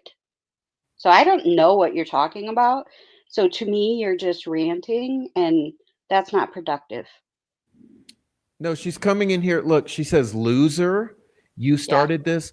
I'm going to fuck her in the ass in momentarily, but my batteries, like, I cannot find the proper size battery. Now I'm really screwed because I can't even end the live Mm-hmm. stream. Um, Yeah. Can somebody, can one of the other mods I don't boot know her how to in? handle this problem because I need to go dig up a bat. Oh, they Let me could see if be. I It's have one. Shaboogie. It's Shaboogs. They Let might me be see on the if I backup can. channel. I don't know how to sort the channels, It's but I okay. would I'll deal with assume. it. Um, she's lying about everything, and so I'm going to get her about it out of here because she's not Yeah, good faith. And listen, she's no. been stalking and harassing me for 2 months, Yeah, and so has all these people. And this is the yeah, thing, Christine. They're lying, and there's zero accountability. And they're putting words in Andy's mouth. Is the problem here? yeah. No one's attacking anyone. Listen, when I named the No. individuals behind the thing, I was not wrong. So it was not a false accusation. It was a legitimate reporting to my viewers. And I'm still legitimately reporting. And we are doing what's in Kathy's best interest because we are respecting the wishes of Mrs. Allen. And anyone saying otherwise doesn't know what they're talking about because their heads are up their ass. Yeah, I don't know how to help her except for There's no helping. There's no helping. But she's yeah, going to go to Twitter and make 50 posts, of course. including posting about my children and all of that. Yeah, So, this I is what saw they that. do. But I'm really upset that I've lost control of this mouse because this is crucial to the forward momentum here. I'm Correct. hoping it comes back to life. Um, it's an odd battery that I can't find. I got another one right here that doesn't fit. Um, so let's see. I don't know how to end the stream. because that's what I'm most concerned about. How are we going to end this without a mouse? I don't Um, know, actually. I don't know. uh, Maybe if oh, you he log in said as pull the USB and reset it. Okay, good idea, Charles. Let's see. Pull the USB. I know it's possible. Let me. Oh, it's in the back of the computer. Okay, just a minute.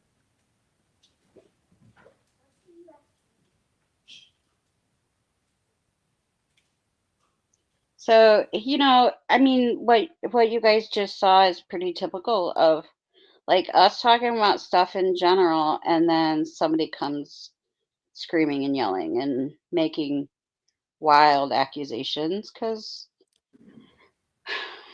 you know, that's This is Delphi, the I thing. It's suppose. zero respect. Zero respect. Like I said, Yeah, we've all invested and we've lost a lot. correct. Um. Oh, shush, shush. And I'm not you. I'm not Erica. I'm not Kathy. I'm not, you know what I mean? Like, what the hell? Because I did none of that. She says, Mino Dino says, throw the computer out the window. Yeah, that'll end the stream. Unplug the computer. Will end the stream. Okay, let me see Yes, if I yes, it can make this will. work. Because what I'd like to do is pretty mean, but I got to get a. I'm gonna have to go find a battery.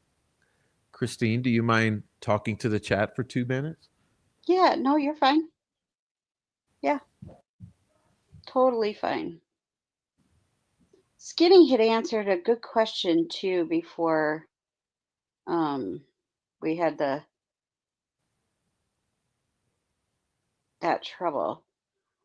Hold on. Let me go back. I'm scrolling, y'all. I'm not ignoring you, I promise. Um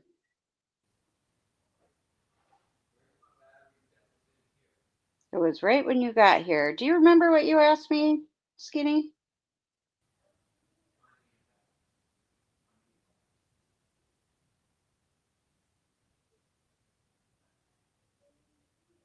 Oh, there you go. What's the nefarious detail about law enforcement in this case that I'm comfortable talking about? Mm, I would say the implication that there were all those confessions. There were not. And I did have the chance to read all of them. Um, you know, part of what your package that you're given, um, mine had the new phone calls, the prison phone calls. And not only did they listen to every phone call and record the phone call, they then paid an officer to do a um, transcript of every phone call. And so I had the ability to listen to all of them. And because I know Kathy and because I knew that Rick was in a fragile kind of headspace, I it was awkward. Like it felt shitty to sit there and read emails or read transcripts of telephone conversations with somebody that I knew. Like it felt intrusive. And so it did take me quite a while to get through them just because of that. Like I felt guilty. I know it was my job. It was something I had to do, but that's one of the not fun things about this kind of work is the way that you have to be so intrusive into people's lives. And I try to do it delicately and whatever. And so I know the tone of what they're calling confessions, and they are far from confessions. A lot of them were just, confusion. There was a lot of confusion. Um, so, and I tried to only, I tried to script through and only read what Rick was saying just because, but I would sit here night after night just crying, and God, it was awful. You guys got to hear 2 police interviews, and that was enough to set some of you off. Imagine years of that for so many people. Like, it was just the emotional damage that you take, even when you try to remain distanced and, have good boundaries and whatnot. It can make you feel a little crazy, which is why I give so much grace to people that act a little crazy, is just because I understand that when you look at ick, it can make you feel a little wonky. I got a, There's I got a, I'm ready to go Okay. if you're there. And I'm sorry I Yep. missed all of that, but I did get No, that's all batteries, right. but magically it just started working again. Okay. Isn't that But you know what fun? I decided I want to do? Yeah. I'm going to use this as a teaching moment. It's one of my very best skills. Yeah. And this is going to be a rough ride, okay? But I'm going to do it because it's important. And so, shaboogies, you need to grow up, and this is probably going to be hard for you. You losers started this on purpose.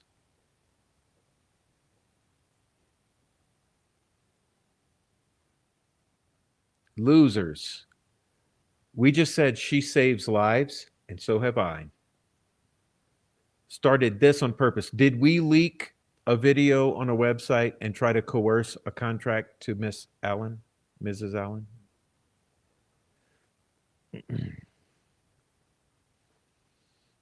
You were naming everyone by name before Luke ever said a thing. Yes, I named everyone completely accurately. I've been proven 100% accurate in what I said. Do you not understand that?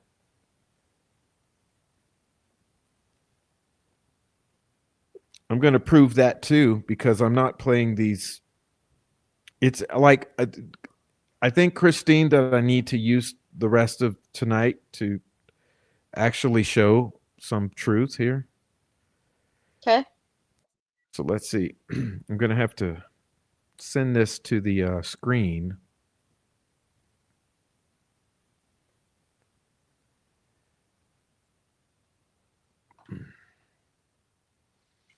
I'm going to screenshot that.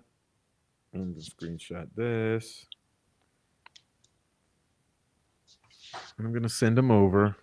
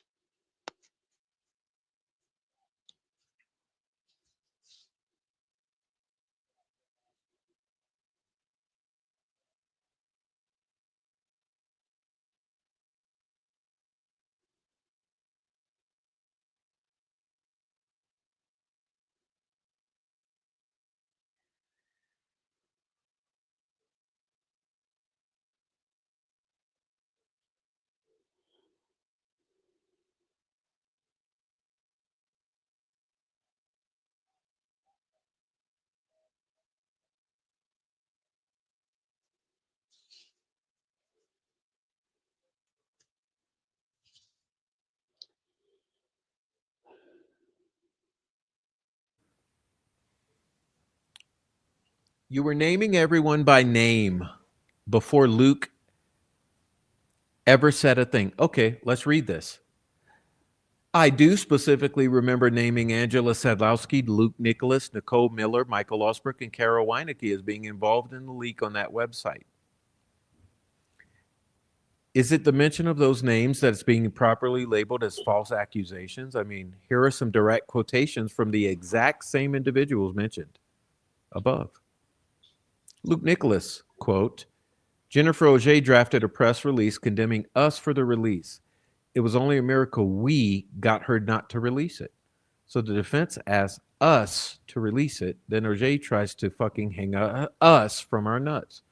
They actually made it 100 times worse. They gave gas to bad actors to talk shit and start the hype cycle. They were going to release more, but threw us under the bus after wrapping an anvil around our necks. Rick Allen's defense attorneys released a BG video, which was untouched file as released by them to them by authorities. We went to huge expense to make sure the original file, untouched by us, was available to the public. We didn't even optimize the video file, which would have saved over $2,000 in hosting expenses in order that the original file itself was available to anyone. I paid for the website. The domain does not have the same IP address as the two sites I ran, but if it did, so what? That's not what matters. Okay, Nicole Miller. Jennifer Auger, I guess, confronted Andy in particular about the video, and instead of him saying, yes, that was the plan, I was going to do ABC, like a grown man and a professional and someone who's not doing anything wrong, instead of saying, yes, that was the plan, I already checked with other attorneys to make sure it wasn't violating any kind of protective order or whatever, and that these are public records. Instead of saying that he threw everybody under the bus like he had no effing clue where this video came from. Oh, I don't know where that video came from. I have no idea. Auger was going to put out a press release about how they didn't put it out. They don't condone it. They don't condone any additional exhibits getting out, throwing all of us under the bus. And then somebody who knows was like, MRFer, you better not, because I will like out you, because that would be absolutely borderline, if not borderline, like crossing the line into unethical behavior. If you tell her that you had no idea what was being posted, you are lying. And thankfully, nothing like a press release came out.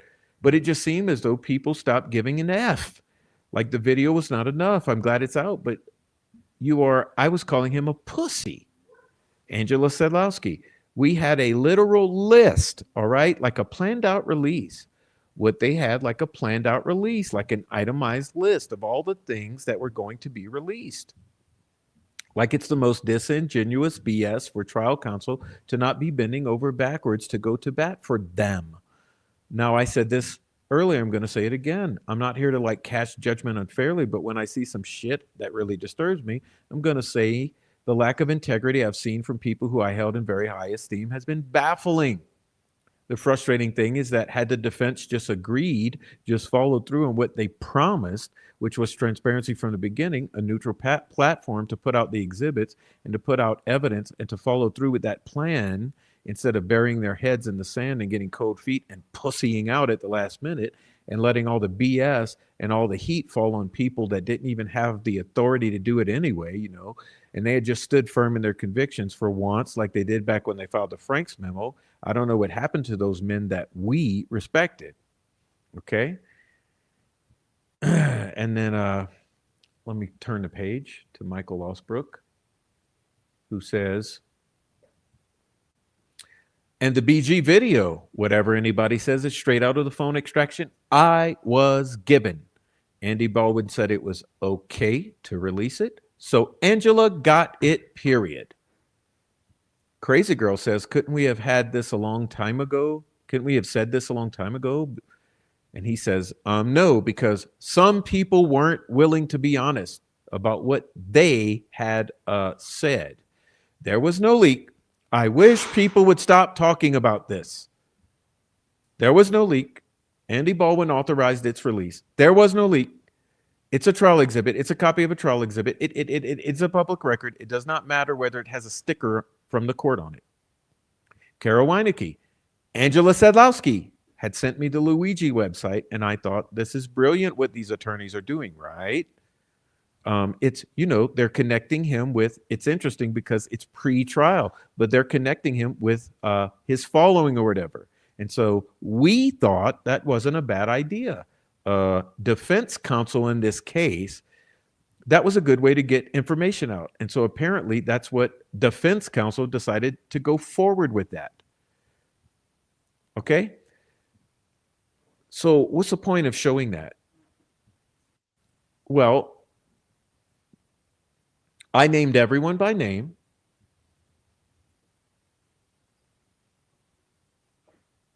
And their own words just confirmed that they were involved in this release. How do they think we know that? You're You not const- psychic. You know what I I mean? I know it because they proved it. You Exactly. constantly attacked Ange despite her never responding. Oh no. Oh no. Telling the truth about a situation is not attacking a single woman on the internet. And her Correct. never responding is not true. She did respond, and she responded vicariously through a bunch of you. I attacked Angela. No, I did not attack Angela. I told the truth about Angela, who was a victim of a swatting. You mean 2 police officers knocking at her door? It wasn't discovery. How do you know that? It was played at trial, not according to every single trial attendee who says that video was not played. You guys are ruining the Allen family. How are we ruining the Allen family? When Mrs. Allen, I very accurately relayed, according to my best understanding, everything that I said on her behalf. And if you got a fucking problem, ask Andy. I have asked Andy, and I have asked Jennifer Auger, and I have asked Kara Weineke, and I have asked Michael Osberg. And you know what? Crickets. You raised a monster. Are you bringing my adult child into it? What does my adult child have to do with any of the points you're making? You raised a whole ass murderer. Are you accusing my child of murder? My adult son of murder? Apparently you're accusing my adult child of being a murderer? Well, surely he would not be walking and working a full-time job and overtime and living on his own and doing the things that he has to do as a productive member of society if he was a murderer, right? He'd be locked up in a maximum security prison, would he not?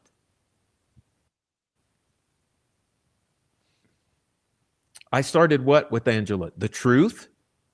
Telling the truth? Your boss, Andy, gave it to Luke. Well, that's not what Michael Osberg says. Hold on. Hold on.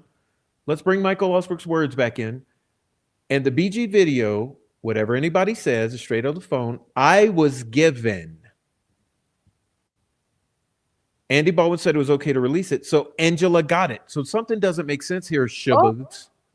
yeah. Because Michael Osberg is saying he was given the phone extraction.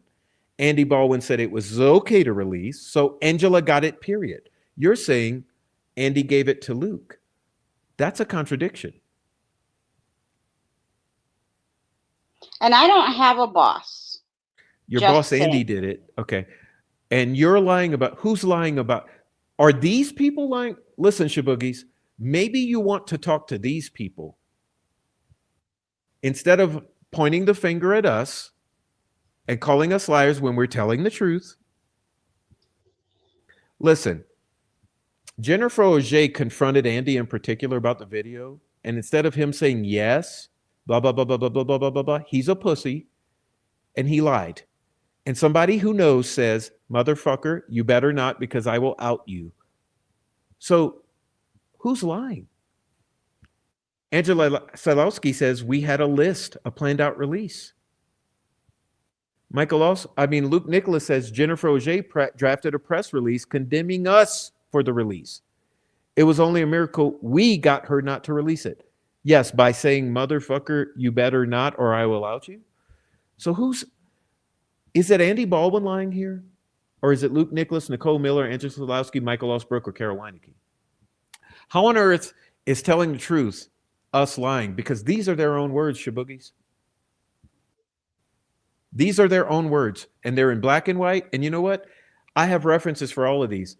All of these are on live streams on YouTube that are still up that you can go listen to yourself and hear in their own words this story. No one's attacking.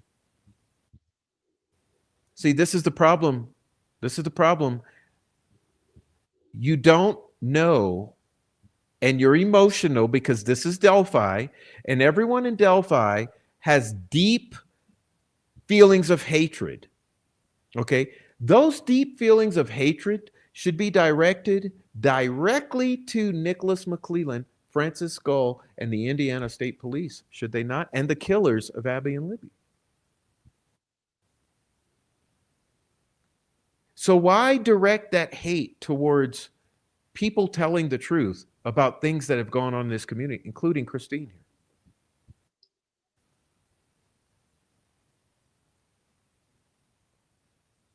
And like I said, this show is called Obsession. How many more live streams about me this week? So, how many live streams do you all have to do to beat us over the heads for telling the truth about the Delphi murders and about all of the goings on in the community?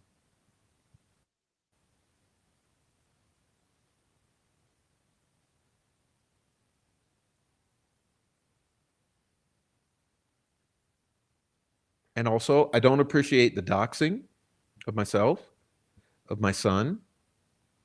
I don't appreciate calling attention and making claims like my children are screaming in the background. Do you hear child screaming? Or do you hear my amazing young son having a wonderful time in the background, which is what he does because we're together 24 hours a day.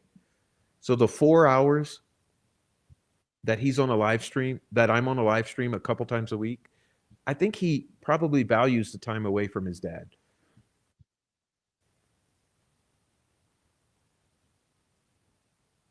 And there are women in his life as well, but you guys don't know about that because you don't need to know.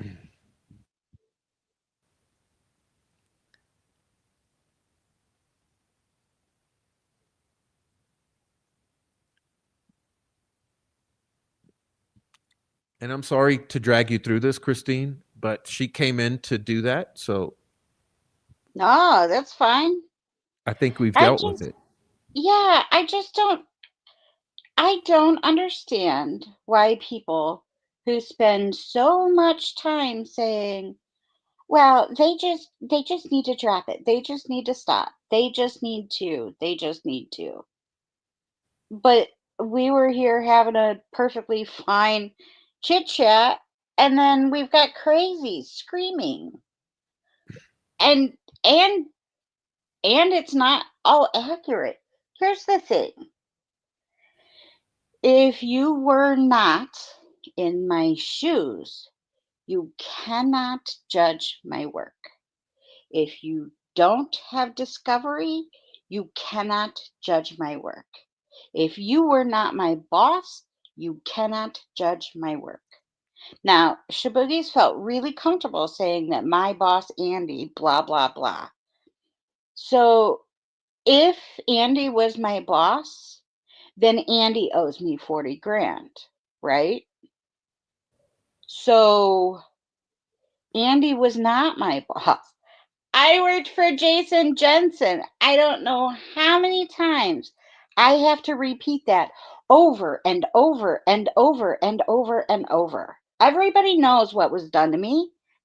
And even Michael spoke about it finally, and he claimed that he was trying to pay me uh, or get me paid or whatever.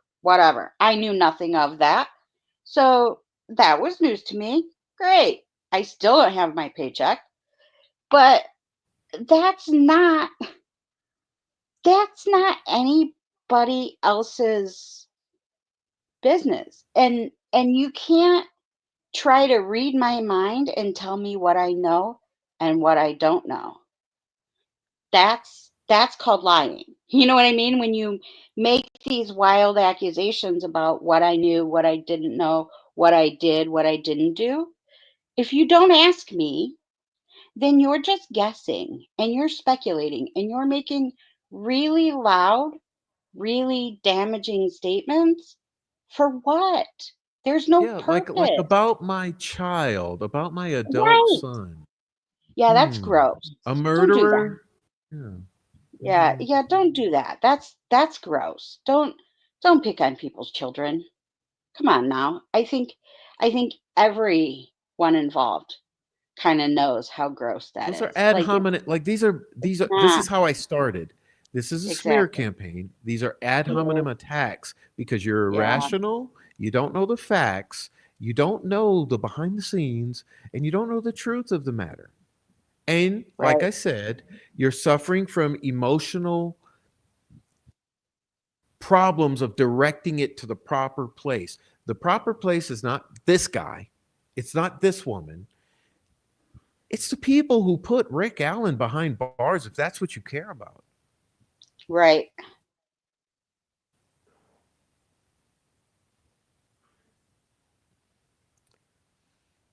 right. Anyway, sorry, Christina. I did not mean for this No, to that's be a fine. rough ride for you. Um, No, that's fine. I'm but I'm it's par for the surprisingly course. unbothered. I'm unbothered because I know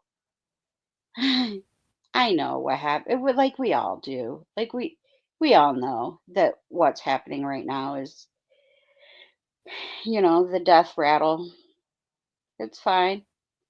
I would just like for it to stop because I didn't do any of the things that I'm being accused of.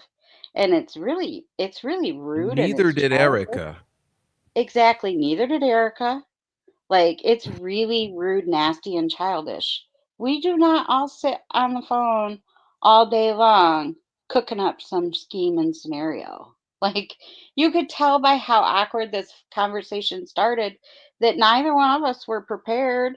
Like, we were just having a chit chat with our friends, and I've never said her name before ever. Like, why come screaming at me when if you can't tolerate being the one that watches our streams, then Why are you don't. here? Yeah, I'm here. back with Listen, that Christine, emotional I told you outburst. this earlier today or last or this week. You know when I said to you that I'm only here for one reason, and it's the people in this chat. Like, I think I Right, literally said that to you recently. Like, this right. is why I'm here. My chat. I don't care about anything else. Mhm. I don't go elsewhere causing problems. I sit right here. Right. How many of you Yeah. can say that? And I didn't say anything bad about anybody. Like, that's what's so absurd. I, whatever. It's a case of just take your meds and a nap and it'll all be fine tomorrow. Like, you don't have to come storming into the place screaming and hollering. Nobody did anything to your friends.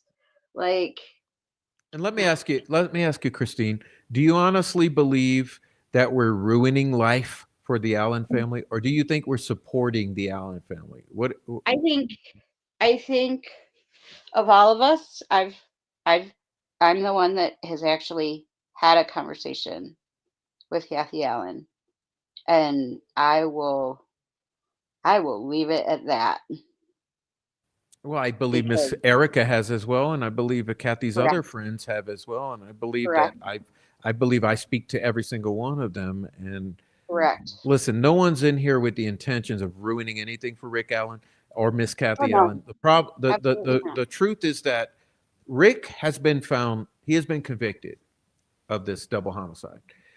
His greatest chance is a is an appeals process in which he is Correct, granted a new trial that has integrity, correct, where nothing is fucked up, no facts are revealed, no witnesses are sabotaged, and the rug is not pulled out from under anyone. So the best thing we correct. could all do is talk about what happened here, okay? Talk about a wrongful conviction and set the stage for the best case scenario for the appellate attorneys. And Correct. Rick ain't getting out tomorrow, Right. okay? This is a long road. This is an exercise in patience, diligence, wherewithal, uh, uh, uh, tenacity, and honestly, honesty, which is the whole reason that I turned this leaf. Okay, because we can't have this shit. We cannot have this shit. And that's the bottom Correct. line. And sorry, Angela, sorry, Luke, and sorry, everyone else behind this. We cannot have it this way. This has to be done the proper way. Okay. And you want to know, go ask Stacy and Mark Lehman, and they will tell you this needs to be done the right way. It's the only way this can be done if you care about Rick and Kathy Allen and the daughter.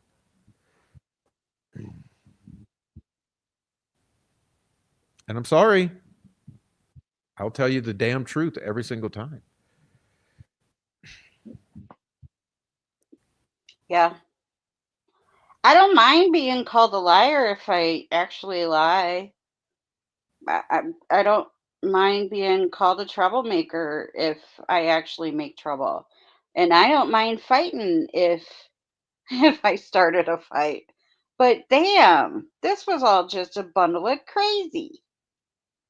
This was uncalled for, like really out there. Like, how But do you it's know been she 2 months of it. So that's what I want to Yeah, say too, Christine. This goes exactly. back. This is why I said how many more live streams about me this week, because this Correct. whole tidal wave right now, this has escalated over the Yeah, course of 2 months. Okay, because certain people won't be honest and just put the water in the fire. And right. honestly, this past hour should have never gone this direction. Okay, the intention was not, to, like you said, to not further this even one more moment. But when you Yeah, come in and you light fires,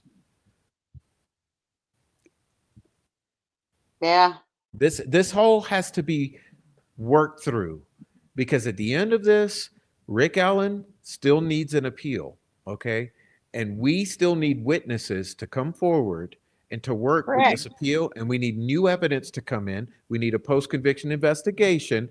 And if Mrs. Allen didn't want you guys involved in it, that's her discretion. Then that means it has to happen otherwise. But none Correct. of this is assisting that process. No. Okay. No, and it's And doing and the nothing. fact that we're communicating openly about it does not mean that we had any control over it, or that we're sabotaging it or ruining it for any. It means that we've tried to help the public understand what's actually happening, because the public Right. wants to understand. Right. This has to stop. And the harassment, the intimidation, the gang stalking, the doxing, it has to stop. It's getting nowhere. It's only making the perpetrators look bad. And we just did like the earlier part of this live, rewind it and watch the whole damn thing instead of looking for the snippets of your drama. We just explained how important it is that people are able to come to us when it's time to do depositions and interviews and all of that. So who's causing trouble? Because it ain't me. You know what I mean? Like the the public's trust is important and maintaining that is important. And running around screaming and yelling, yeah, that's not helpful. That's To not helpful. anyone, to any cause or anyone. Exactly. Yeah. Exactly. Yeah, it's just so like I get tired of hearing that somehow we're manipulating Kathy or speaking for her or hurting her. We would never. But boy, that whole icky, ugly scene that just happened, yeah, that's damaging. Yeah. And no one's here. Yeah. I'll leave it at that, Christine. Yeah, Um, you guys, we're supposed to be here, like Rick Snay said, and he said it beautifully. And that's the thing about Rick. He said, we're supposed to be here to help people understand what happened. correct. And something has happened here. Okay. And it ain't got nothing to do with a contract or a video. No. Let's move past it, because these hours you're spending are hours you're not spending telling the world what happened. Correct. But I want to thank you all, and especially I want to thank my guest, Christine. I mean, silenced. Uh, she took the offer up to click the link, and remember this: the link was available for anyone to click and to Yep. come civilly discuss and talk like human beings, the same way that we would here in our living room. And I know that Christine's able to do that, and I appreciate her for doing that. And I know many people are able to do it. So maybe next time we will with others. But everyone, please thank Christine for coming and talking with me because she made it a wonderful evening. And I want to thank you myself, Christine. Thank you. Thanks. And thanks to everybody in the chat. You guys are all phenomenal. All right. All right. We do love you. Thank you, Christine, and thank you Thank everyone in the you. chat. Christine and I are getting out of here. It's Sunday night. It was a nice pop-up show. I appreciate Yeah. everyone for coming. What's up, Big JD and Moon Turtle, and everyone else who's in here. Appreciate it. Dirty Diana, everyone in the chat, Lisa. I just want to thank you all for being here. I'm not going to go and say everyone's name, but I see you all here, and we want to thank you so much. And again, thanks, Silenced, and um, and hey, enjoy the chat. And if you're on the replay, please do me a huge favor. Leave comments down below. We do so enjoy reading the comments as the days tick on by, and so I know that a lot of viewers also read the comments, and it's valuable to the viewers as they watch the video and read the comment section. So God bless all of you. God bless Libby and Abby. And hey, let's do better. Okay. And Christine, thanks again. No problem. Thanks, Good night. Prof. All right. We're out of here, y'all. Good night.